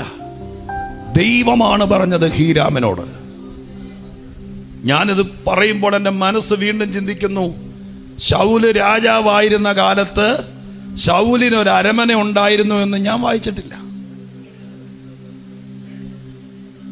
എൻ്റെ ഭാഷയിൽ പറഞ്ഞാൽ ആ കഴുതേനെയും കാളേനെയൊക്കെ വളർത്തുന്നതിൻ്റെ ഇടയിൽ ഒരു കമ്പ്യൂട്ടറോടെ മേടിച്ച് വെച്ച് അതിനിടയിൽ ഇരുന്നുകൊണ്ട് ഓഫീസ് സെറ്റപ്പ് ചെയ്ത് അങ്ങനെ ജീവിച്ചു. ദൈവത്തിന് തോന്നിയില്ല ഇവന്റെ സെറ്റപ്പ് മാറ്റണമെന്ന്. മനസ്സിലായോ? എൻ്റെ ഞാൻ പറയുന്നത് മനസ്സിലാവും, നിങ്ങളതെല്ലാം മനസ്സിൽ കാണണം. ഇവൻ്റെ ആ പഴയ വീടിൻ്റെ ചാർത്തിനകത്ത് തന്നെ കൊട്ടാരത്തിൻ്റെ ഓഫീസും. ദൈവത്തിന് തോന്നിയില്ല ഒരു രാജാവിൻ്റെ സെറ്റപ്പിൽ ഇവനെ കൊണ്ടുവരണമെന്ന്. അതിന് അഭിഷേകം മാത്രം പോരാ, മനസ്സ് നന്നായിരിക്കണം, ഹൃദയം നന്നായിരിക്കണം, എങ്കിലേ ദൈവത്തിന് തോന്നുള്ളൂ. പക്ഷെ ദാവീദ് കേറി വന്നപ്പോഴേ ദൈവത്തിന് തോന്നി. സ്തോത്രം, ഹല്ലേലൂയ. ദാവീദിനെ ആദ്യം പാർപ്പിച്ചതിനെ കുറിച്ച് പട്ടാളക്കാരെല്ലാം കൂടി അഭിഷേകം ചെയ്തിട്ട് കൊണ്ടുവന്ന് പാർപ്പിച്ചതിനെ കുറിച്ച് എഴുതിയിട്ടുണ്ട്. രാജാവ് ദാവീദ് കോട്ടയിൽ വസിച്ചു എന്നൊരു വാക്കുണ്ട്. കോട്ടയിൽ വസിച്ചു എന്ന് പറഞ്ഞാൽ എന്താ? കോട്ട പട്ടാളക്കാർ താമസിക്കുന്ന സ്ഥലമാണ്, രാജാവിന്റെ സ്ഥലമല്ല. സൈന്യത്തിന്റെ താവളമാണ് കോട്ട. വേറെ ഖജനാവ് മുടിച്ച് കാലിയാക്കി ഇറങ്ങിപ്പോയവനാ ശൗല്. വേറെ ഒരു താമസ സൗകര്യം ഇല്ല. എവിടെ പോയി താമസിക്കാനാ? വീട് പോലും ഇല്ല. പിന്നെ എങ്ങോട്ട് പോരാനാ ദാവീദ്? അതുകൊണ്ട് പട്ടാളം എന്ത് ചെയ്തു? കോട്ടയ്ക്കകത്ത് രാജാവിനെ പാർപ്പിച്ചു. രാജാവ് അതിനകത്ത് ഒതുങ്ങാൻ തൽപരനായിരുന്നു. സാരമില്ല, കൊട്ടാരത്തിൽ കോട്ടയ്ക്കകത്ത് താമസിക്കാം. പക്ഷെ ദൈവം അതിൽ തൃപ്തനല്ല. കോട്ടയ്ക്കകത്ത് താമസിക്കുന്ന രാജാവിനെ കണ്ടപ്പോൾ ദൈവം അങ്ങ് ദൂരെയുള്ള ഒരു രാജാവിനോട് പറഞ്ഞു, എൻ്റെ ദാസന് നീ ഒരു വീട് പണിയാനല്ല, അരമന പണിത് കൊടുക്കണം. എൻ്റെ ഭാഷയെ പറഞ്ഞാൽ ഒരു ദിവസം രാവിലെ ആ കോട്ടയ്ക്കകത്ത് എഴുന്നേറ്റ് കട്ടൻ കാപ്പിയും കുടിച്ചിട്ട് പുറത്തേക്ക് നോക്കിയിരിക്കുന്ന സമയത്ത് വലിയ പാണ്ടിലോറി നിറച്ച് സാധനവുമായി ദേവദാരുവിൻ്റെ തടിയും, സ്തോത്രം, ഹല്ലേലൂയ, അത് പണിയത്തക്ക രീതിയിലുള്ള കംപ്ലീറ്റ് മെറ്റീരിയൽസുമായിട്ട് വിദേശികളായിരിക്കുന്ന ആർക്കിടെക്ടർമാരും മേസരിമാരും വന്ന് നിൽക്കുക. അവിടെ വന്ന് നിന്നിട്ട് വണ്ടിയിൽ നിന്ന് ഇറങ്ങിയവൻ ചോദിച്ചു, പുതുതായിട്ട് ഭരണമേറ്റെടുത്ത രാജാവ് ദാവീദ് എവിടാ? ദാവീദ് പറഞ്ഞു, ഞാനാണ് രാജാവ്. സ്തോത്രം, ഹല്ലേലൂയ. അപ്പം സാധാരണ വരുന്ന കേസെല്ലാം ദാവീദിനെ സംബന്ധിച്ച് ഇന്ന് വരെ കോടയും കുരിശുമായിട്ടേ വന്നിട്ടുള്ളൂ. എന്ത് കേസ് വന്നാലും കുരിശ. പേട വിചാരിച്ചാണ് അടുത്ത കുരിശായിരിക്കും. അന്നേരം പറഞ്ഞു, അല്ല, നിന്റെ ദൈവം ഞങ്ങളുടെ യജമാനനോട് പറഞ്ഞിരിക്കുന്നു നിനക്കൊരരമന പണിത് തരണമെന്ന്. ഇത് കഥയല്ല, ഇത് കഥയല്ല, ഇത് ബൈബിൾ സത്യമാണ്. നമ്മുടെ ദൈവം കയ്യും കെട്ടിയിരിക്കുന്നവനല്ല, പ്രാർത്ഥിക്കുന്നവന് വേണ്ടി ചിലത് ചെയ്തു തരാമെന്ന് പറഞ്ഞവനാണ്, ചെയ്യുന്നവനാണ്. നിന്റെ മനസ്സ് ശുദ്ധമാക്കി ദൈവത്തെ അനുസരിച്ച് കർത്താവിനെ സംശയിക്കാതെ ദൈവത്തിന് പരമേൽപ്പിച്ചാൽ അവർക്ക് വേണ്ടി ദൈവം ചിലത് ചെയ്യും.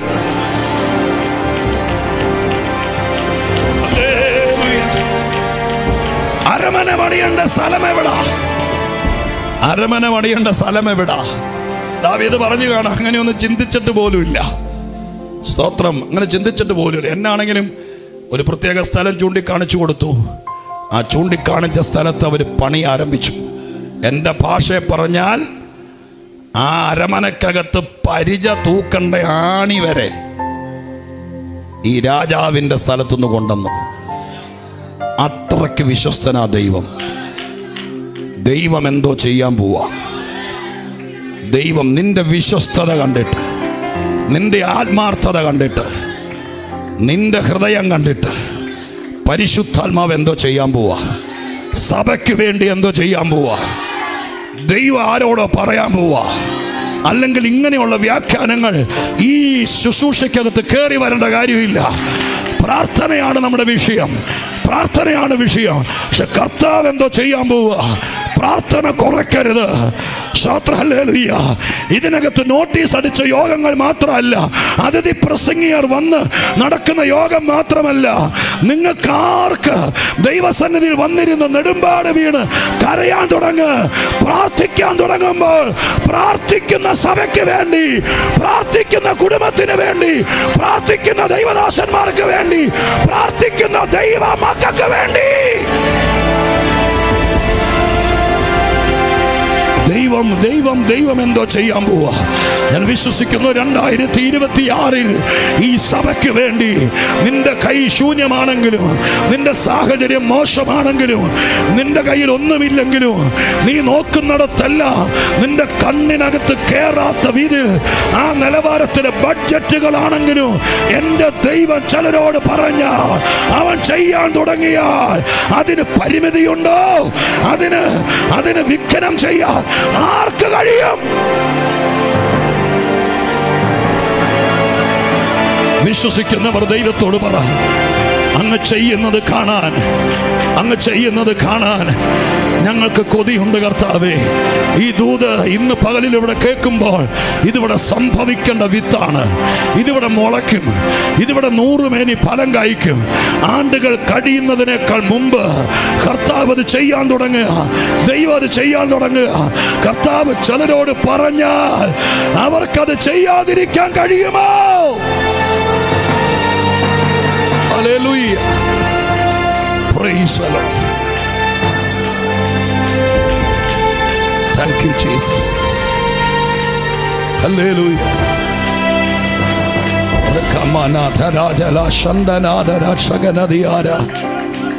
എന്റെ നാമത്തിൽ നിങ്ങൾ ചോദിക്ക്,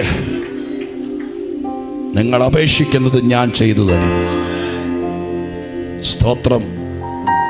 കുറച്ചുകൂടെ മുന്നോട്ട് വന്നപ്പോൾ, സഭ സജീവമായപ്പോൾ ലേഖനത്തിനകത്ത് എഴുതിയിരിക്കുന്നത്, നിങ്ങൾ ചോദിക്കുന്നതിനേക്കാൾ നനയ്ക്കുന്നതിനേക്കാൾ അത്യന്തം പരമായി ചെയ്യുന്ന.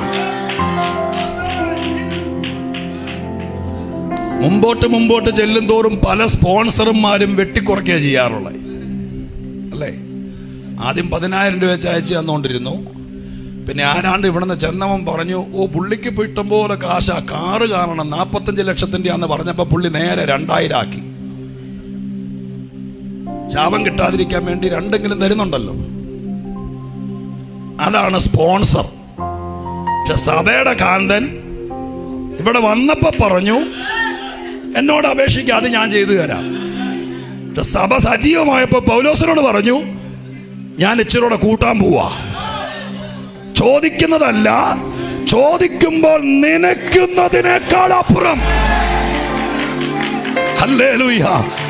നമ്മുടെ സ്പോൺസർ ഇവിടെ അല്ല, അവരെല്ലാം വെട്ടിച്ചുരുക്കും. കുറെ കഴിയുമ്പോൾ ആരെങ്കിലും കള്ളക്കഥ പറഞ്ഞു കൊടുത്താൽ അവരിട്ടിട്ട് പോകും. എന്നാൽ വിശ്വസ്തന്മാരോട് ദൈവം പറയുന്നു, നീ മുന്നോട്ട് പോകുന്തോറും എൻ്റെ കർത്താവ് കൂട്ടിക്കൊണ്ടിരിക്കും.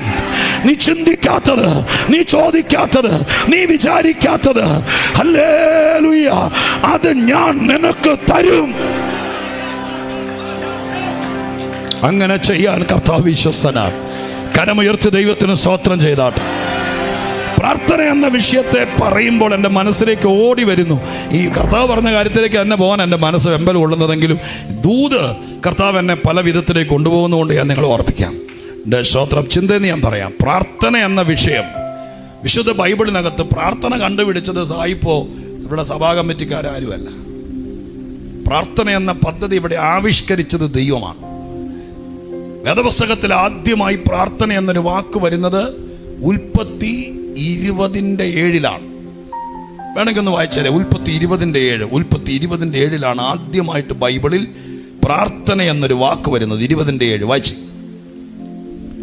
20:7 വായിക്കാമോ? ഇപ്പോൾ ആ പുരുഷന് അവന്റെ ഭാര്യയെ മടക്കി കൊടുക്ക. ഇപ്പോൾ ആ പുരുഷൻ അവന്റെ ഭാര്യയെ മടക്കി കൊടുക്ക. അവനൊരു പ്രവാചകനാകുന്നു. അവനൊരു പ്രവാചകനാകുന്നു. നീ ജീവനോടിരിക്കേണ്ടതിന് അവൻ നിനക്ക് വേണ്ടി പ്രാർത്ഥിക്കട്ടെ.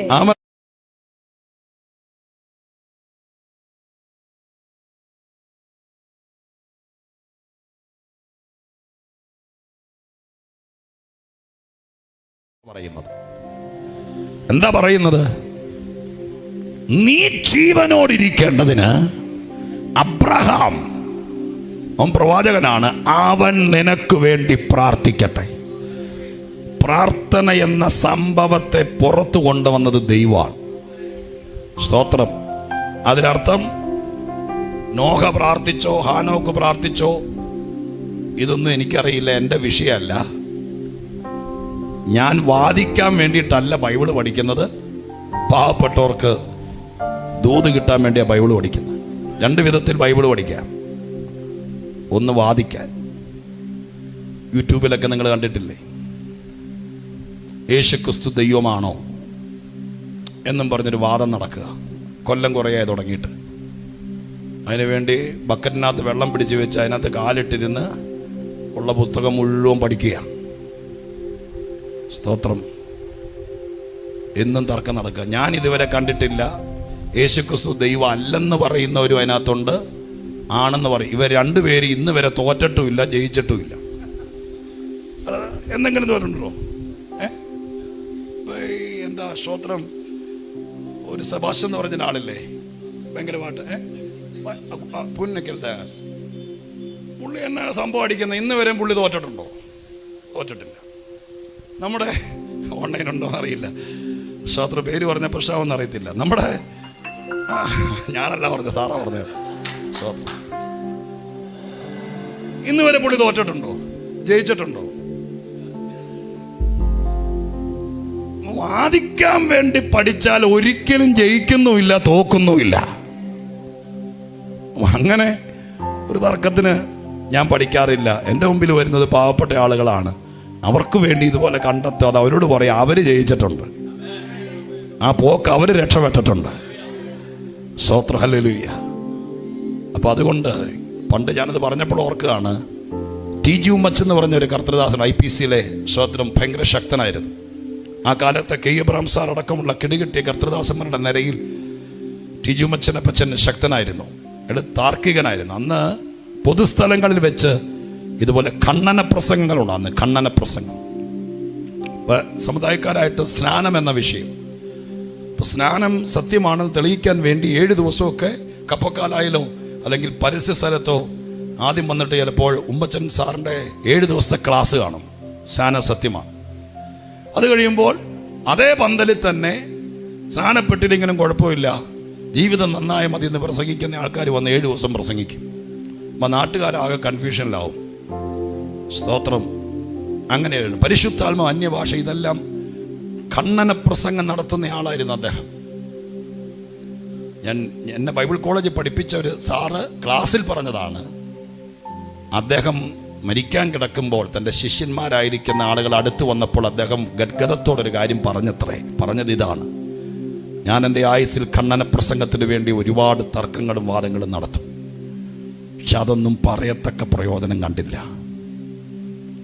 തർക്കങ്ങളും വാദങ്ങളും കൊണ്ട് വലിയ പ്രയോജനമുണ്ടാകുമെന്ന് നിങ്ങളാരും വിചാരിക്കണ്ട എന്ന് പറഞ്ഞിട്ടാണ് ആ മനുഷ്യൻ അക്കരെ നാട്ടിൽ പോയത്. ഇതൊക്കെ ബോധിപ്പിക്കാൻ ബുദ്ധിമുട്ടുള്ള കാര്യമാണ്. പിന്നെ അനുഭവിക്കുന്നവർ ഭാഗ്യവാന്മാരാണ്.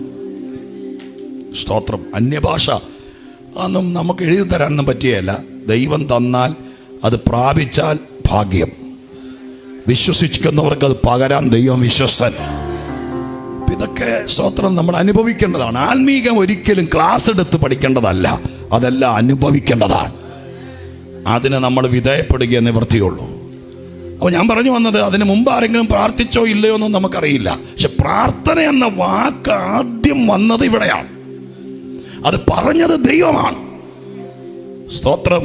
അതാരോടാ പറയുന്നത്? 1 സെന്റ് ഭൂമിയില്ലാതെ യാത്രികനായി നടക്കുന്ന, സ്തോത്രം, പരദേശിയായി നടക്കുന്ന അബ്രഹാം എന്ന് പറയുന്ന ഒരു സാധാരണക്കാരനായിരിക്കുന്ന മനുഷ്യനെ കൊണ്ട് ഒരു രാജാവിന് വേണ്ടി പ്രാർത്ഥിപ്പിക്കുക. എന്തിനു വേണ്ടി? അവനിനി ജീവിച്ചിരിക്കണമെങ്കിൽ മരുന്നേക്കത്തില്ല, പ്രാർത്ഥനയെ ഫലിക്കത്തുള്ളെന്ന് ദൈവം പറഞ്ഞു. ഇനി അവൻ പ്രാർത്ഥിച്ചെങ്കിലേ ഇനി നീ ജീവിച്ചിരിക്കുകയുള്ളൂ. പ്രാർത്ഥന ഇവിടെ ഇറക്കുമതി ചെയ്തത്, ആ വാക്ക് ഉപയോഗിക്കാമെന്ന് എനിക്കറിയത്തില്ല, ദൈവമാണ്. ഇന്നിവിടെ പ്രാർത്ഥനയ്ക്കാണ് ഇരിക്കുന്നതെങ്കിൽ, നിങ്ങളുടെ വീട്ടിൽ പ്രാർത്ഥനയ്ക്കാണ് ഇരിക്കുന്നതെങ്കിൽ, ഇതിൻ്റെ ഉപജ്ഞാതാവ് മനുഷ്യനല്ല, ഒരു സഭ കണ്ടുപിടിച്ചതല്ല, ദൈവം പറഞ്ഞതാണ്. അതിൻ്റെ പിന്തുടർച്ചക്കാരായി കർത്താവിൻ്റെ പാദപീഠത്തിൽ എത്താൻ പറ്റിയതൊരു ഭാഗ്യമാണ്. പ്രാർത്ഥിക്കാൻ പറഞ്ഞത് കർത്താവാണ്, ദൈവമാണ്. കരമുയർത്തി ഒന്നോടെ കർത്താവിന് സ്തോത്രം ചെയ്തേ. പക്ഷെ ആ കാര്യം അബ്രഹാമിനോടാണ് പറയുന്നത്, പ്രാർത്ഥിക്കട്ടെ. 2 വാക്കുകൾ പറയുന്നു. 1, അവൻ പ്രവാചകനാണ്. 2, അവൻ പ്രാർത്ഥിക്കട്ടെ. ഈ കാര്യം പ്രാർത്ഥിക്കട്ടെ എന്നിവിടെ ദൈവം അബ്രഹാമിനെ കൊണ്ട് പ്രാർത്ഥിപ്പിക്കാൻ തുടങ്ങുന്ന കാര്യം, അതിൻ്റെ പശ്ചാത്തലം മനസ്സിലാക്കണമെങ്കിൽ നമ്മൾ 20-ാം അധ്യായത്തിൽ നിന്നാ പിടികിട്ടിയല്ല. അത് മനസ്സിലാക്കണമെങ്കിൽ 18-ാം അധ്യായത്തിൽ തുടങ്ങണം. 18-ാം അധ്യായത്തിനകത്താണ് ദൈവം അബ്രഹാമിൻ്റെ വീട്ടിൽ വരികയാണ്. 18-ാം അധ്യായം തുടങ്ങുന്നത് എങ്ങനെയാണ്? അബ്രഹാമിന് ദൈവം പ്രത്യക്ഷനായത് അങ്ങനെയല്ലേ? യഹോവയുടെ അവന് മമ്മയുടെ തോപ്പിൽ വെച്ച് പ്രത്യക്ഷനായി. മതി, വാക്യം പറഞ്ഞുവിടാം, സമയത്തിന്റെ പരിമിതി കൊണ്ട്. കേൾക്കണം, അവിടെ എഴുതിയിരിക്കുന്ന വാക്യതാണ്, ദൈവം പ്രത്യക്ഷനാകുക. 14 വർഷമായി ദൈവം ഉണ്ടെന്നറിയാം. ദൈവത്തിൻ്റെ ശബ്ദം അശരീരിയായി കേട്ടിട്ടുണ്ട്, ദൈവത്തിൻ്റെ ആലോചന കേട്ടിട്ടുണ്ട്. പക്ഷെ ദൈവം ഇതുവരെ പ്രത്യക്ഷനായിട്ടില്ല. പ്രത്യക്ഷനാകുക എന്ന് പറഞ്ഞാൽ എന്താ? കണ്ണിന് വിധേയപ്പെടുന്ന രീതിയിൽ രംഗത്ത് വരിക. എങ്ങനെ വന്നേ? തലപൊക്കി നോക്കിയപ്പോൾ 3 പുരുഷന്മാർ കയറി വരുന്നു. ആ 3 പുരുഷന്മാർ ദൈവമാണ്. എങ്ങനെ അറിയാം? അബ്രഹാം ഓടിച്ചെന്ന് കാൽക്കൽ വീണു. ദൈവമല്ലാത്തൊരു മനുഷ്യൻ്റെ കാൽക്കൽ വീഴാൻ അബ്രഹാമിനെ കിട്ടിയല്ല. അപ്പം അതിൽ നിന്ന് മനസ്സിലാക്കണം, വന്നത് പഞ്ചായത്ത് മെമ്പർ അല്ല, വന്നത് ദൈവമാണ്. സ്തോത്രം. ആ വരുന്നത് ദൈവമാണ്. വീട്ടിലേക്ക് കയറി വരിക. ഇനി ആ രംഗം നിങ്ങൾ നോക്കണേ. ദൈവം കയറി വന്ന വഴി അബ്രഹാം ദൈവത്തെ കൊണ്ടൊരക്ഷരം മിണ്ടിപ്പിക്കുന്നില്ല. അബ്രഹാം അങ്ങ് പറയുക. നിങ്ങൾ ഓർത്ത് നോക്കി, നിങ്ങൾ ഒറ്റയ്ക്ക് വീട്ടിലിരിക്കുമ്പോൾ നമ്മൾ ഇവിടെ വെച്ച് ഭയങ്കര സംഭവമായിട്ട് ആഘോഷത്തോടെ കൈ പൊക്കി ദൈവം ഇറങ്ങുന്നെന്നൊക്കെ പറയുമ്പോഴത്തേക്കും കമോൺ ജീസസ് എന്നൊക്കെ പറഞ്ഞുകൊണ്ട് ആടിപ്പാടി നിൽക്കും. സംഭവം ശരിയാ. പക്ഷെ ഇന്ന് വൈകുന്നേരം ഒറ്റയ്ക്കിരിക്കുമ്പോൾ സാക്ഷാൽ ദൈവം വീട്ടിലേക്ക് വന്നാൽ എന്തായിരിക്കും ആ രംഗം? ഒന്ന് കാണാമോ?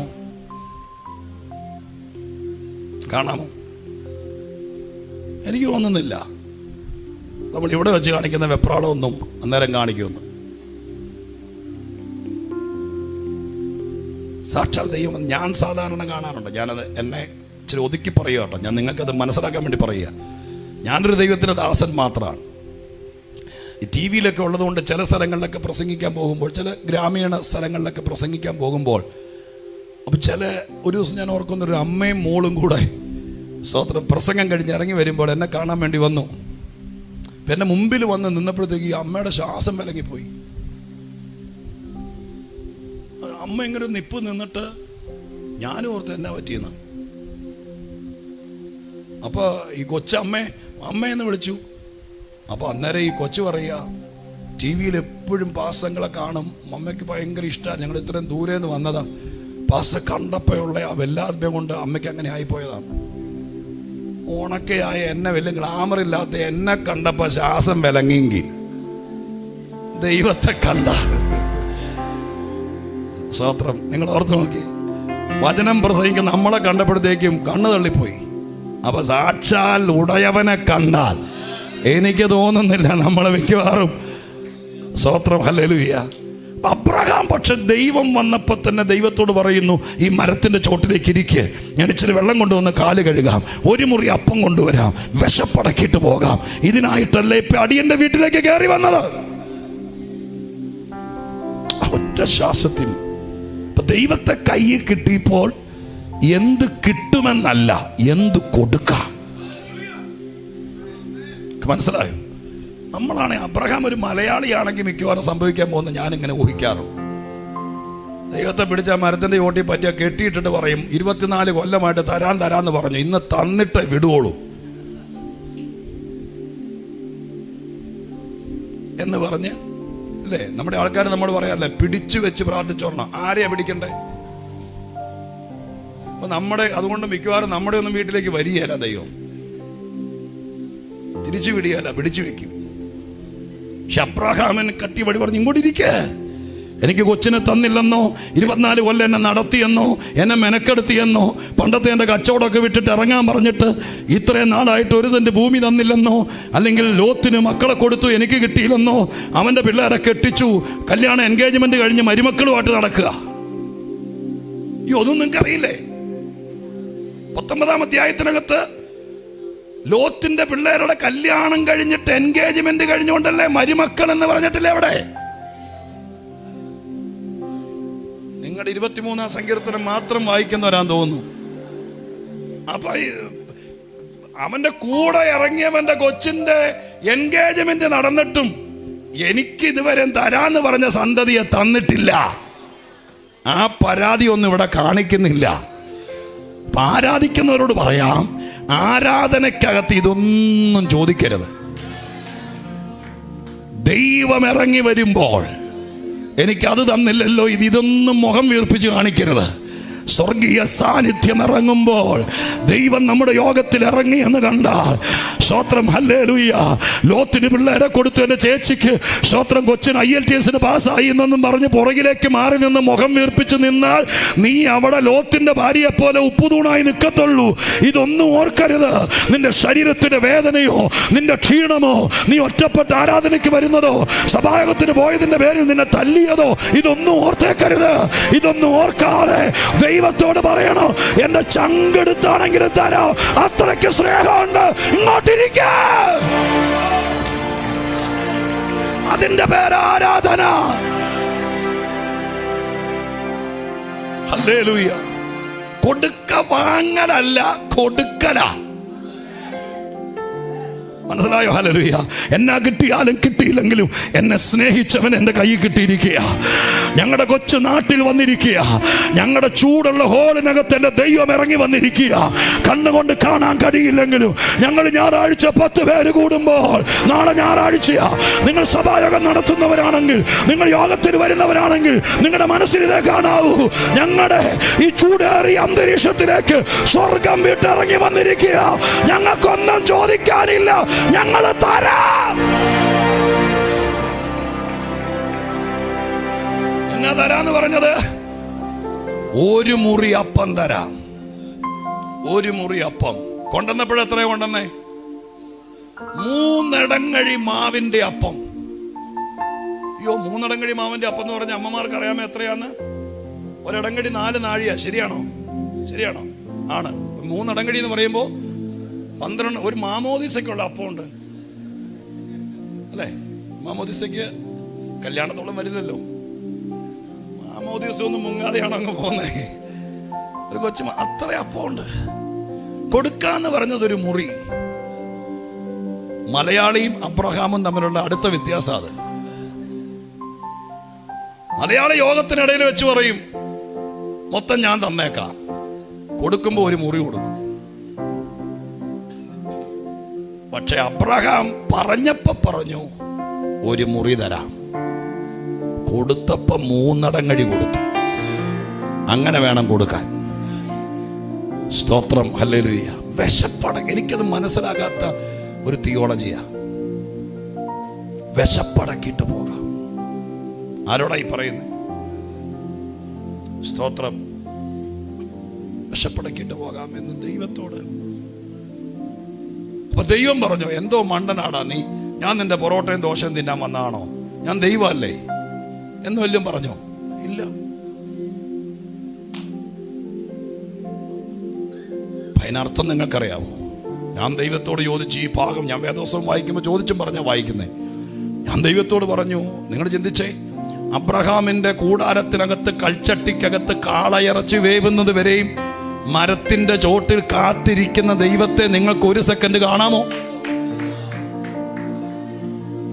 ഹല്ലേലൂയ. അപ്പുറത്തെ ഹോട്ടലിൽ കയറി 2 പൊറോട്ടയും ബീഫ് ഫ്രൈയും പറഞ്ഞ് അയാൾ ചൂടാക്കുന്ന സമയത്ത് നമ്മൾ പുള്ളിയോട് ചൂടാവും. വന്നിട്ട് 3/4 മണിക്കൂർ ആയടോ. ആ സഹിഷ്ണുതയില്ലാത്ത മനുഷ്യന്റെ മുമ്പിൽ ഒരു പണിയില്ലാത്തവനാണോ ദൈവം? സ്വർഗത്തിൽ നിന്ന് ഇറങ്ങി വന്നവൻ ഒരു കാളയെ മുഴുവൻ കണ്ടിച്ച് ഇൻഡക്ഷൻ കുക്കറും ഗ്യാസും ഇല്ലാത്ത കാലത്ത് അത് മുഴുവൻ വേവിക്കണമെങ്കിൽ സാറേ എത്ര നേരം പിടിക്കും? 3 ഇടങ്ങഴി മാവിന്റെ അപ്പം ഉണ്ടാക്കണമെങ്കിൽ എത്ര നേരം പിടിക്കും? അത്രയും നേരം സഹിഷ്ണുതയോടെ ഒരു മരച്ചോട്ടിൽ ഇരുന്ന ദൈവത്തെ, ആ ദൈവത്തിന്റെ മനസ്സ് കാണാൻ പറ്റുന്നുണ്ടോ? ഒരുവന് വേണ്ടി ദൈവം മെനക്കെട്ട പിന്നെ അങ്ങ് അറ്റ കയ്യ, പിന്നെ ബിസി ഒന്നുമില്ല, പിന്നെ അവനെ കൊണ്ട് പോകത്തുള്ളൂ, അവനെ അനുഗ്രഹിച്ചിട്ടേ പോകത്തുള്ളൂ. അവരെ ഇന്ന് ദൈവം എന്നോട് പറയുക, നിനക്ക്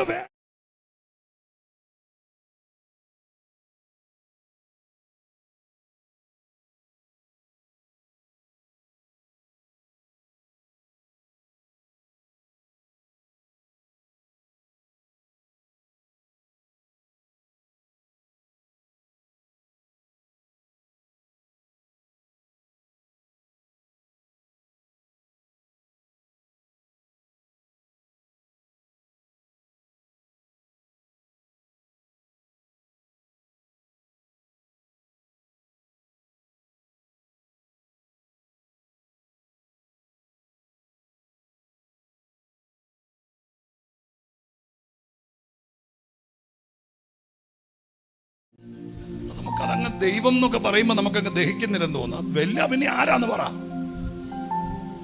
അവിടെ ഹോട്ടലിൽ പേരുള്ള ആരെങ്കിലും ആണോ വന്നേ? അല്ല, ദൈവമാണ് വന്നത്.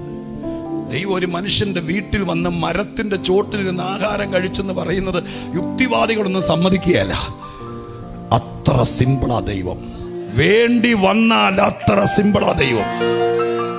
നിനക്ക് വേണ്ടി എത്രത്തോളം താഴാമോ അത്രയും താണവനാ ദൈവം. എൻ്റെ വീട്ടിൽ വന്നിരുന്ന് കഴിക്കുക പാസ്റ്ററെ. കഴിച്ച് കൈ കഴുകിയിട്ട് വന്നിട്ട് അബ്രഹാമിനോട് ചോദിച്ചു, സാറേ എന്തി? കൂടാരത്തിന്റെ പുറകിലുണ്ടെന്ന് പറഞ്ഞു. വിളിക്കാൻ പറഞ്ഞു. വിളിച്ചിട്ട് പറഞ്ഞു, അടുത്ത വർഷം ഈ സമയം ഞാൻ വരും, അന്ന് അവൾ ഒരു ആൺസന്തതിയെ ചേർത്തുകൊള്ളും. ഇത് കേട്ട മാത്രയിൽ നിങ്ങൾക്കറിയാം സാറ ചിരിച്ചു. ചിരിച്ചെന്ന് മാത്രമല്ല, അവിടെ എഴുതിയിരിക്കുന്ന ചില വാക്കുകൾ എനിക്കിവിടെ പറയേണ്ടി വരുന്നു. ആ ബൈബിളിലെ വാക്കുകൾ, സാറ പറഞ്ഞ ചില വാക്കുകൾ നിങ്ങൾ ശ്രദ്ധിച്ചേക്കണം. എങ്കിലേ നമുക്ക് പ്രാർത്ഥനയുടെ ശക്തിയെ സ്തോത്രം നിങ്ങളെ ബോധിപ്പിക്കാൻ പറ്റുള്ളൂ. അവിടെ എഴുതിയിരിക്കുന്നത് ഇങ്ങനെയാണ്, 11-ാം വാക്യം. എന്നാൽ അബ്രഹാമും സാറയും വയസ്സ് എന്ന്, ആ വാക്കുകൾ ശ്രദ്ധിച്ചോളണം. രണ്ടുപേരും വയസ്സ് എന്ന് വൃദ്ധരായി. മക്കളെ, നിങ്ങളുടെ വൃദ്ധരെ ഒന്ന് മനസ്സിൽ കണ്ടേ. വൃദ്ധൻ, ഇന്നൊരു വൃദ്ധൻ ഇവിടെ യോഗത്തിന് വന്നാൽ എങ്ങനെ ഇരിക്കും? എന്നെ പോലെ നിൽക്കോ? നിങ്ങൾ വായിച്ച് വെറുതെ 250 പ്രാവശ്യം വായിച്ചല്ലേ 18 അധ്യായം വായിച്ചിട്ട് വലിയ പ്രയോജനം ഉണ്ടായില്ല. ഇപ്പൊ ഞാൻ പറയുന്ന കേക്ക്. ഒരു വൃദ്ധൻ യോഗത്തിന് വന്നാൽ, ഒരു വൃദ്ധയായ അമ്മ വന്നാൽ, ഇന്നിവിടെ ആരും എനിക്ക് തോന്നുന്നില്ല ഇവർ പറയുന്നിടത്തോളം വൃദ്ധയാണ്. ഇവിടെ കയറി വരാൻ പാടാ. കയ്യെ പിടിച്ചോണ്ട് പതുക്കെ കൊണ്ടുവന്ന് ഒരു മൂലയെ കൊണ്ടുവന്ന് പാവത്തി ഇരുത്തുക. ചട്ടയും മുണ്ടുമൊക്കെ ഉടുത്ത് പല്ലൊക്കെ പോയി തലമുടിയൊക്കെ നരച്ച് ഈ ചൂടത്ത് സഹിച്ചിരിക്കുക. അതല്ലേ വൃദ്ധര്. അവര് നമുക്ക് കണ്ട ഒരു അയ്യാഭാവം തോന്നും. ഒരു നമുക്ക് എന്തോ തോന്നും, ഒരു വൃദ്ധയായ ഒരാളെ അമ്മയെ കാണുവാണെങ്കിൽ എന്തോ തോന്നും? എന്നെ കൊണ്ടെല്ലാം പറയിപ്പിക്കും മിക്കവാറും നിങ്ങൾ. അങ്ങ് ഗ്രഹിച്ചാൽ എനിക്ക് പറയേണ്ട വരത്തില്ലോ എന്ന് ഓർത്തോണ്ടാണ് ഞാനിങ്ങനെ വലിയുന്നേ. ഒന്നും തോന്നിയാല. നമുക്ക് കൊച്ചു പിള്ളേരോടല്ലേ അമ്മച്ചി. എനിക്ക് ഗ്രാൻഡ് മദർ ഉണ്ട്, എൻ്റെ അമ്മയുടെ അമ്മ. 94 വയസ്സായി. സ്തോത്രം. ഞങ്ങൾ യാക്കോബായ പശ്ചാത്തലം വിശ്വാസത്തിൽ വരുന്നത്. വിശ്വാസത്തിൽ വന്ന സമയത്ത് അമ്മ ഭയങ്കരമായിട്ട് പിണങ്ങിയ അമ്മയാണ്. ഞങ്ങളുടെ വീട്ടിൽ അന്നൊരു പേടിയോടെ വന്നിരിക്കുമായിരുന്നു. ഞാൻ കൊച്ചുമോനാണെങ്കിലും പുൾപിറ്റിൽ നിന്ന് ഇറങ്ങി വരുമ്പോൾ ഒരു തിരുമേനിയോടുള്ള ഭക്തിയോടെ എന്നെ കാണുമായിരുന്നു. ഇപ്പോഴും അങ്ങനെ തന്നെയാണ്. അവിടെ നാട്ടിലൊക്കെ അമ്മ ആരാണ്ടൊക്കെ പറഞ്ഞത്, ഒരിക്കൽ പുത്തൻകുരിശ് എന്ന് പറഞ്ഞ സ്ഥലത്ത് സ്വതന്ത്ര പാസ്റ്റർ കൺവെൻഷൻ നടത്തിയപ്പോൾ എന്നെ പ്രസംഗിക്കാൻ പഠിച്ചു. ഭയങ്കര ഹോർഡിങ്സും ബോർഡും എല്ലാം തിരുവാങ്കളം മുളന്തിരുത്ത് സൈഡിലെല്ലാം വെച്ചു. അപ്പോൾ അമ്മച്ചിയോട് ആരാ വന്ന് പറഞ്ഞു, അമ്മച്ചിയുടെ കൊച്ചുമോൻ്റെ ഫോട്ടോ ഇരുന്ന് പോസ്റ്ററിൽ ഇരിക്കുന്നു സംഭവം എന്നാണ്. അപ്പോൾ അമ്മച്ചി അവരോട് പറഞ്ഞത്രേ, നമ്മുടെ ഇടയിലെ തിരുമേനിയുടെ സ്ഥാനമാണ് അവരുടെ ഇടയിൽ അവനെന്ന്. പണ്ട് നമ്മളെ മണ്ണ് വാരി എറിഞ്ഞ് ഓടിച്ചതാ ആ അമ്മ. സ്തോത്രം. അപ്പൊ അമ്മച്ചി വന്നിരിക്കുമ്പോൾ എൻ്റെ കൊച്ചുമോള്, ഏറ്റവും ഇളയ മോള്, എൻ്റെ ആള്, അവിടെ വന്ന് അമ്മച്ചിയുടെ താടിയെ പിടിക്കും, അമ്മച്ചിയുടെ കവളെ പിടിക്കും. കാരണം കൊച്ചു കുഞ്ഞുങ്ങളോട് ഇടപെടുന്നത് പോലെയാണ്. അങ്ങനെ ഒരു വികാരമാണ് ഒരു വൃദ്ധയോട്, ഒരു വയസ്സിയോട് ഒരു സമൂഹത്തിന് ഉണ്ടാവുള്ളൂ. സ്തോത്രം. മനസ്സിലായോ? അത്രയേ ഉള്ളൂ. അതായത് വൃദ്ധൻ. ഇനി അടുത്തത് സാറ പറയുന്നു, രണ്ടുപേരും വൃദ്ധരായിരുന്നു. അടുത്തത് സാറ പറയുന്നു, സ്ത്രീകൾക്കുള്ള പതിവ് സാറയ്ക്ക് നിന്ന് പോയിരുന്നു. നിങ്ങൾക്ക് മനസ്സിലാക്കാനുള്ളതുള്ളല്ലോ, ഞാൻ അതിനെക്കുറിച്ച് വിശദീകരിക്കുന്നില്ല. സ്തോത്രം. തൊടുന്നില്ല എന്ന് പറഞ്ഞതിനകത്ത് അണ്ടർസ്റ്റുഡ്, മനസ്സിലായി. അടുത്തത്, ആകയാൽ സാറ ഉള്ളുകൊണ്ട് ചിരിച്ചു. അടുത്തത്, വൃദ്ധയായിരിക്കുന്ന എനിക്ക് ആ ഭാഗം കൂടി കേട്ടോ. അവൾ പറയുന്നു, വൃദ്ധയായിരിക്കുന്ന എനിക്ക് സുഖഭോഗം. അതിന്റെ അർത്ഥം നിങ്ങൾക്ക് മനസ്സിലായല്ലോ. ഞാനത് വിശദീകരിക്കുന്നില്ല. 3 വാക്കുകൾ നിങ്ങൾ മുറുകെ പിടിക്കണം. വയസ്സിയായ ഒരമ്മ, സ്ത്രീകൾക്കുള്ള എല്ലാ പതിവുകളും, ഒരു കുഞ്ഞിനെ ഉൾക്കൊള്ളാനുള്ള എല്ലാ സംഭവങ്ങളും നിന്നുപോയി എന്ന് പറഞ്ഞാൽ നിങ്ങൾക്ക് മനസ്സിലായി.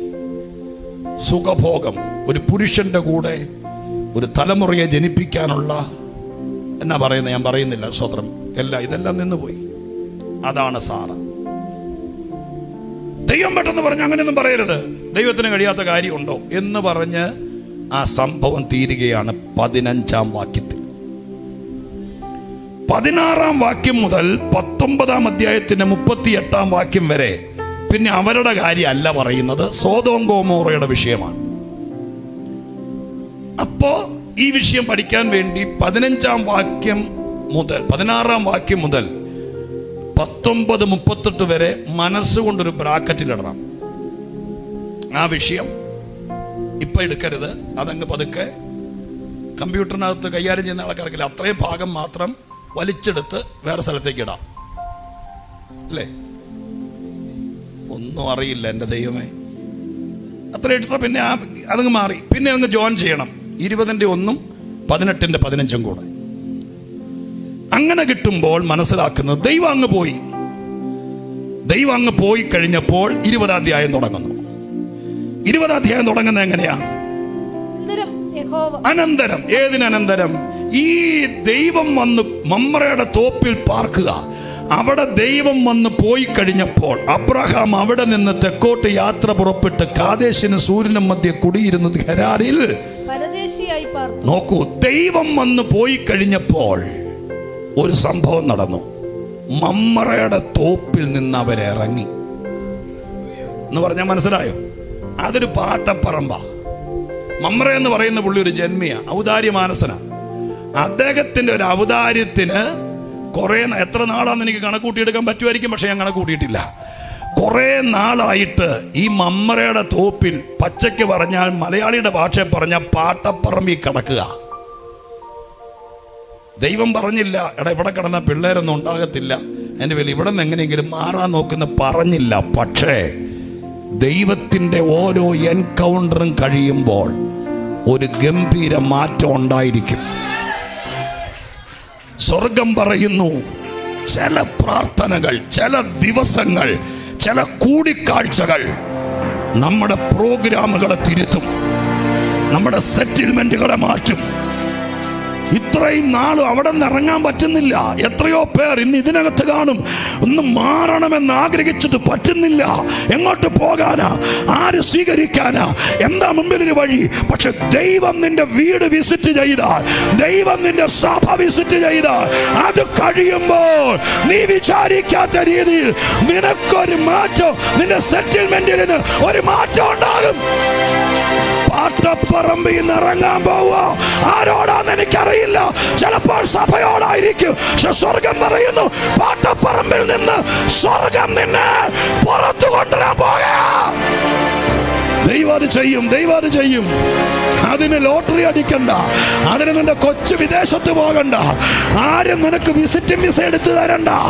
ദൈവം ഒരു എൻകൗണ്ടർ നടന്നാൽ സ്വർഗത്തെ ശുശ്രൂഷിപ്പാൻ, ദൈവത്തിന്റെ വിശപ്പടക്കാൻ, ദൈവത്തെ നിന്റെ വീട്ടിലേക്ക് സ്വർഗം കയറി വന്ന നിന്റെ കൂട്ടായ്മയിൽ ദൈവം ഇറങ്ങിയാൽ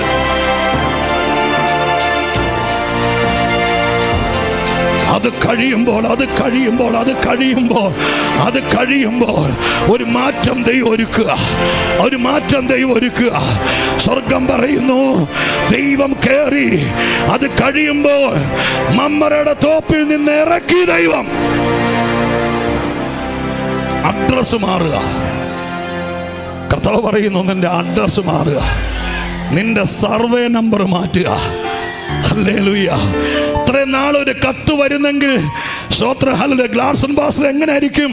അബ്രഹാം കെയർ ഓഫ് മമ്രെ എന്നല്ല എഴുതേണ്ടത്. സ്വർഗം പറയുന്നു, ഇനി കെയർ ഓഫിലൊന്നും കത്ത് വരണ്ട. ഇനി കെയർ ഓഫിലൊന്നും. ഞാൻ നിന്റെ വീട്ടിൽ വന്നു, നീ എന്നെ മാനിച്ചു, നീ എന്നെ സൽക്കരിച്ചു, ഞാൻ നിന്നെ അനുഗ്രഹിച്ചു. ഇനി ഒരു കെയർ ഓഫും ഇല്ല. Hallelujah. Praise the Lord. Hallelujah. യേശുവിന്റെ നാമത്തിൽ എവിടെന്നാ ഈ ദൂത് വരുന്നതെന്നൊന്നും എനിക്കറിയില്ല. പക്ഷെ പരിശുദ്ധാത്മാവ് ഇന്ന് പകലക്കാലം അബ്രഹാം സാറയും മമ്മരയുടെ തോപ്പും 18 അധ്യായമൊക്കെ എത്രയോ പ്രാവശ്യം പെന്തിക്കോസുകാരുടെ വേദി നിറഞ്ഞു നിന്നിട്ടുള്ളതാ. ഇന്നിവിടെ പറയുമ്പോൾ വചനത്തിൽ വെളിപ്പെട്ട് നിൽക്കുന്ന ദൈവം പറയുന്നു, ഇത്രയും നാളും നിന്നെ എല്ലാ കേസും ഒരു കെയർ ഓഫിലായിരുന്നു. ഹല്ലേലൂയ. ഒരവസരം നിനക്ക് മേടിച്ചു തരുന്നത് പോലും ചിലർ കെയർ ഓഫ് പിടിക്കും. ഹല്ലേലൂയ. ഗ്ലാഡ്സൺ പാസ്റ്റർ തിരുവനന്തപുരത്ത് പ്രസംഗിക്കാൻ പോയത് എന്റെ കെയർ ഓഫിലാണ്. ഇന്നത് നിർത്തും ദൈവം. ഹല്ലേലൂയ. ഇന്നത് നിർത്തും ദൈവം യേശുവിന്റെ നാമത്തിൽ.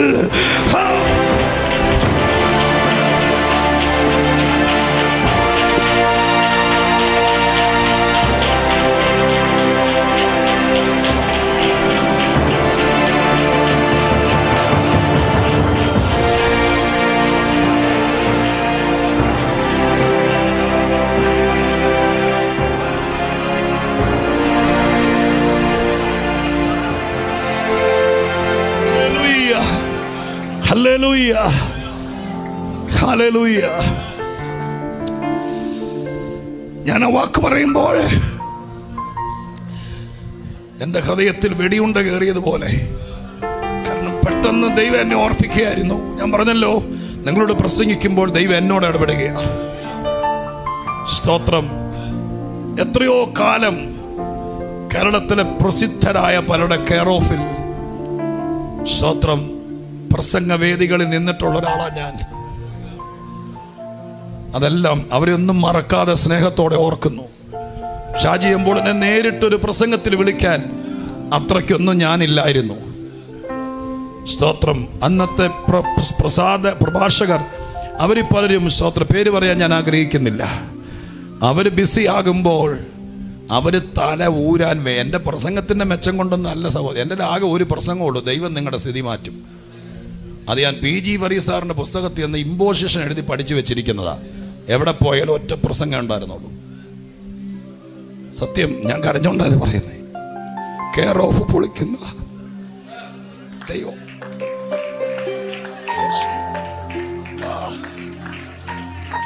കർത്താവിന്റെ നാമത്തിൽ ഉള്ളു നൊന്തുകൊണ്ട് ഞാനിത് പറഞ്ഞ് അനുഗ്രഹിക്കുന്നു. ഇന്നു മുതൽ അത് തെളിയട്ടെ യേശുവിന്റെ നാമത്തിൽ. ഹല്ലേലൂയ. ജീവനുള്ള ദൈവത്തിന് സ്തോത്രം ചെയ്യുന്നു. ഹല്ലേലൂയ. എന്നെ കേൾക്കുന്നവരെ, ഒരു കാലമൊക്കെ നമുക്ക് എല്ലാവർക്കും അങ്ങനെ. അബ്രഹാമിനുണ്ടായിരുന്നു കെയർ ഓഫിൽ കത്ത് വന്ന കാലം, കെയർ ഓഫിൽ പിടിച്ചു നിന്ന കാലം. പക്ഷെ എൻ്റെ ദൈവം പറയുന്നു, നീ അന്യനായിരിക്കാം, പരദേശിയായിരിക്കാം, വന്ന് പാർക്കുന്നവനായിരിക്കാം, പക്ഷെ ഞാൻ നിന്റെ വീട്ടിൽ കയറിയത് ഇനി ഒരുത്തൻ്റെ കെയർ ഓഫിൽ ജീവിക്കാനല്ല. ഹല്ലേലൂയ. ഞാൻ നിനക്കൊരു അഡ്രസ് തരും. നിന്നെ ജനമറിയും. ഹല്ലേലൂയ. നിന്നെ ജനമറിയും. ഇന്നത്തെ ദിവസം ദൈവം അങ്ങനെ തിരിക്കുക. നിന്നെ ജനമറിയും. നിന്റെ പേര് പുറത്തു വരും. നിന്റെ ശുശ്രൂഷ വെളിയിൽ വരും. ഇനി ആരും പറഞ്ഞിട്ടല്ല. നിന്നെ ഫോൺ ചെയ്യുമ്പോൾ ഹല്ലേലൂയ പറയില്ല, ഇന്നാരാണ് പാസ്റ്റർ നമ്പർ തന്നത്, അവര് പറഞ്ഞിട്ടാ വിളിക്കുന്നത്. പറയില്ല. കെയർ ഓഫ് പൊളിച്ചോണ്ട് സ്വർഗം കയറി വരിക.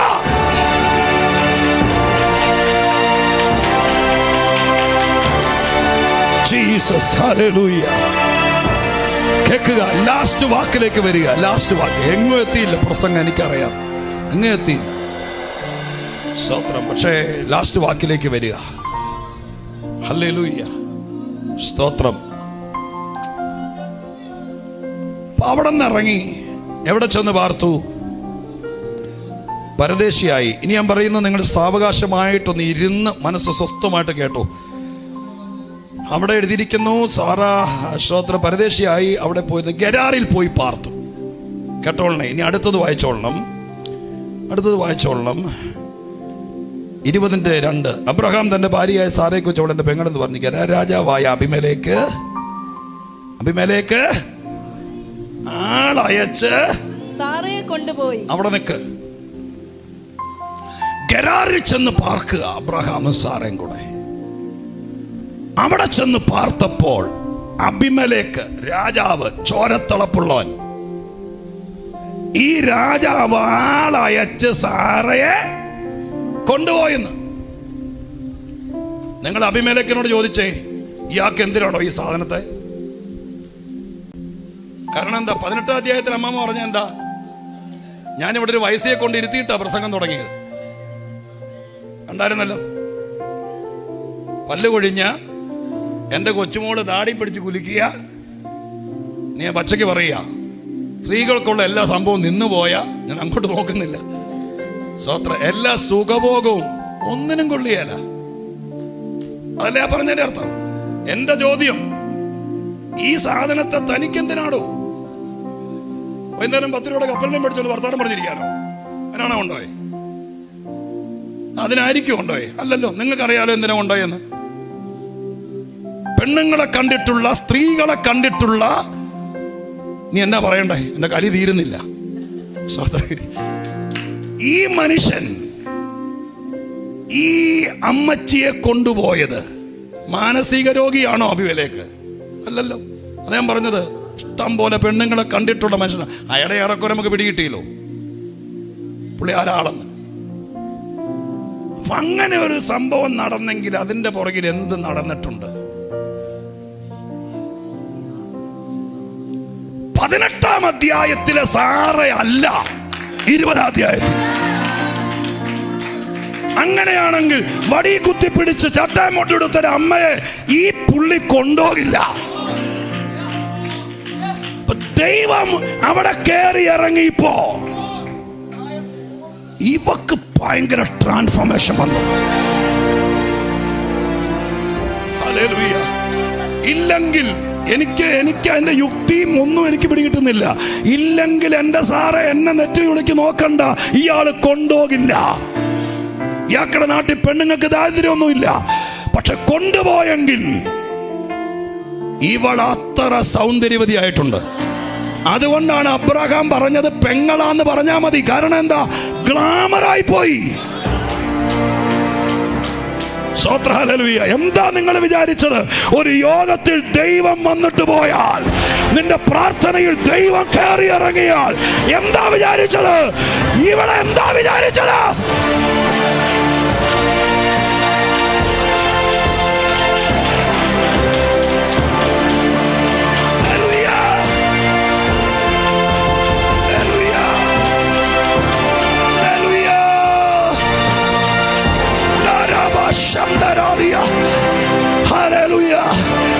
സൗന്ദര്യം മാറ്റുന്ന ഒരു സാന്നിധ്യം ഉണ്ടോ? പേഴ്സണാലിറ്റി മാറ്റുന്ന ഒരു സാന്നിധ്യം ഉണ്ടോ? നിന്റെ ഷേപ്പ് മാറ്റുന്ന ഒരു എൻകൗണ്ടർ ഉണ്ടോ? ഉണ്ടെങ്കിൽ, ഇതാണ് സത്യമെങ്കിൽ അത് ഇവിടെ നടക്കണം.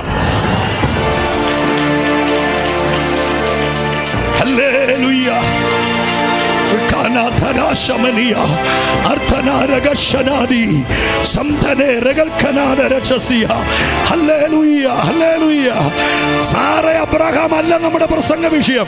അവര് നമ്മുടെ വേദിയിൽ എത്രയോ വട്ടം കയറി ഇറങ്ങിയതാ. പക്ഷെ വചന വെളിപ്പാട് പറയുന്നു,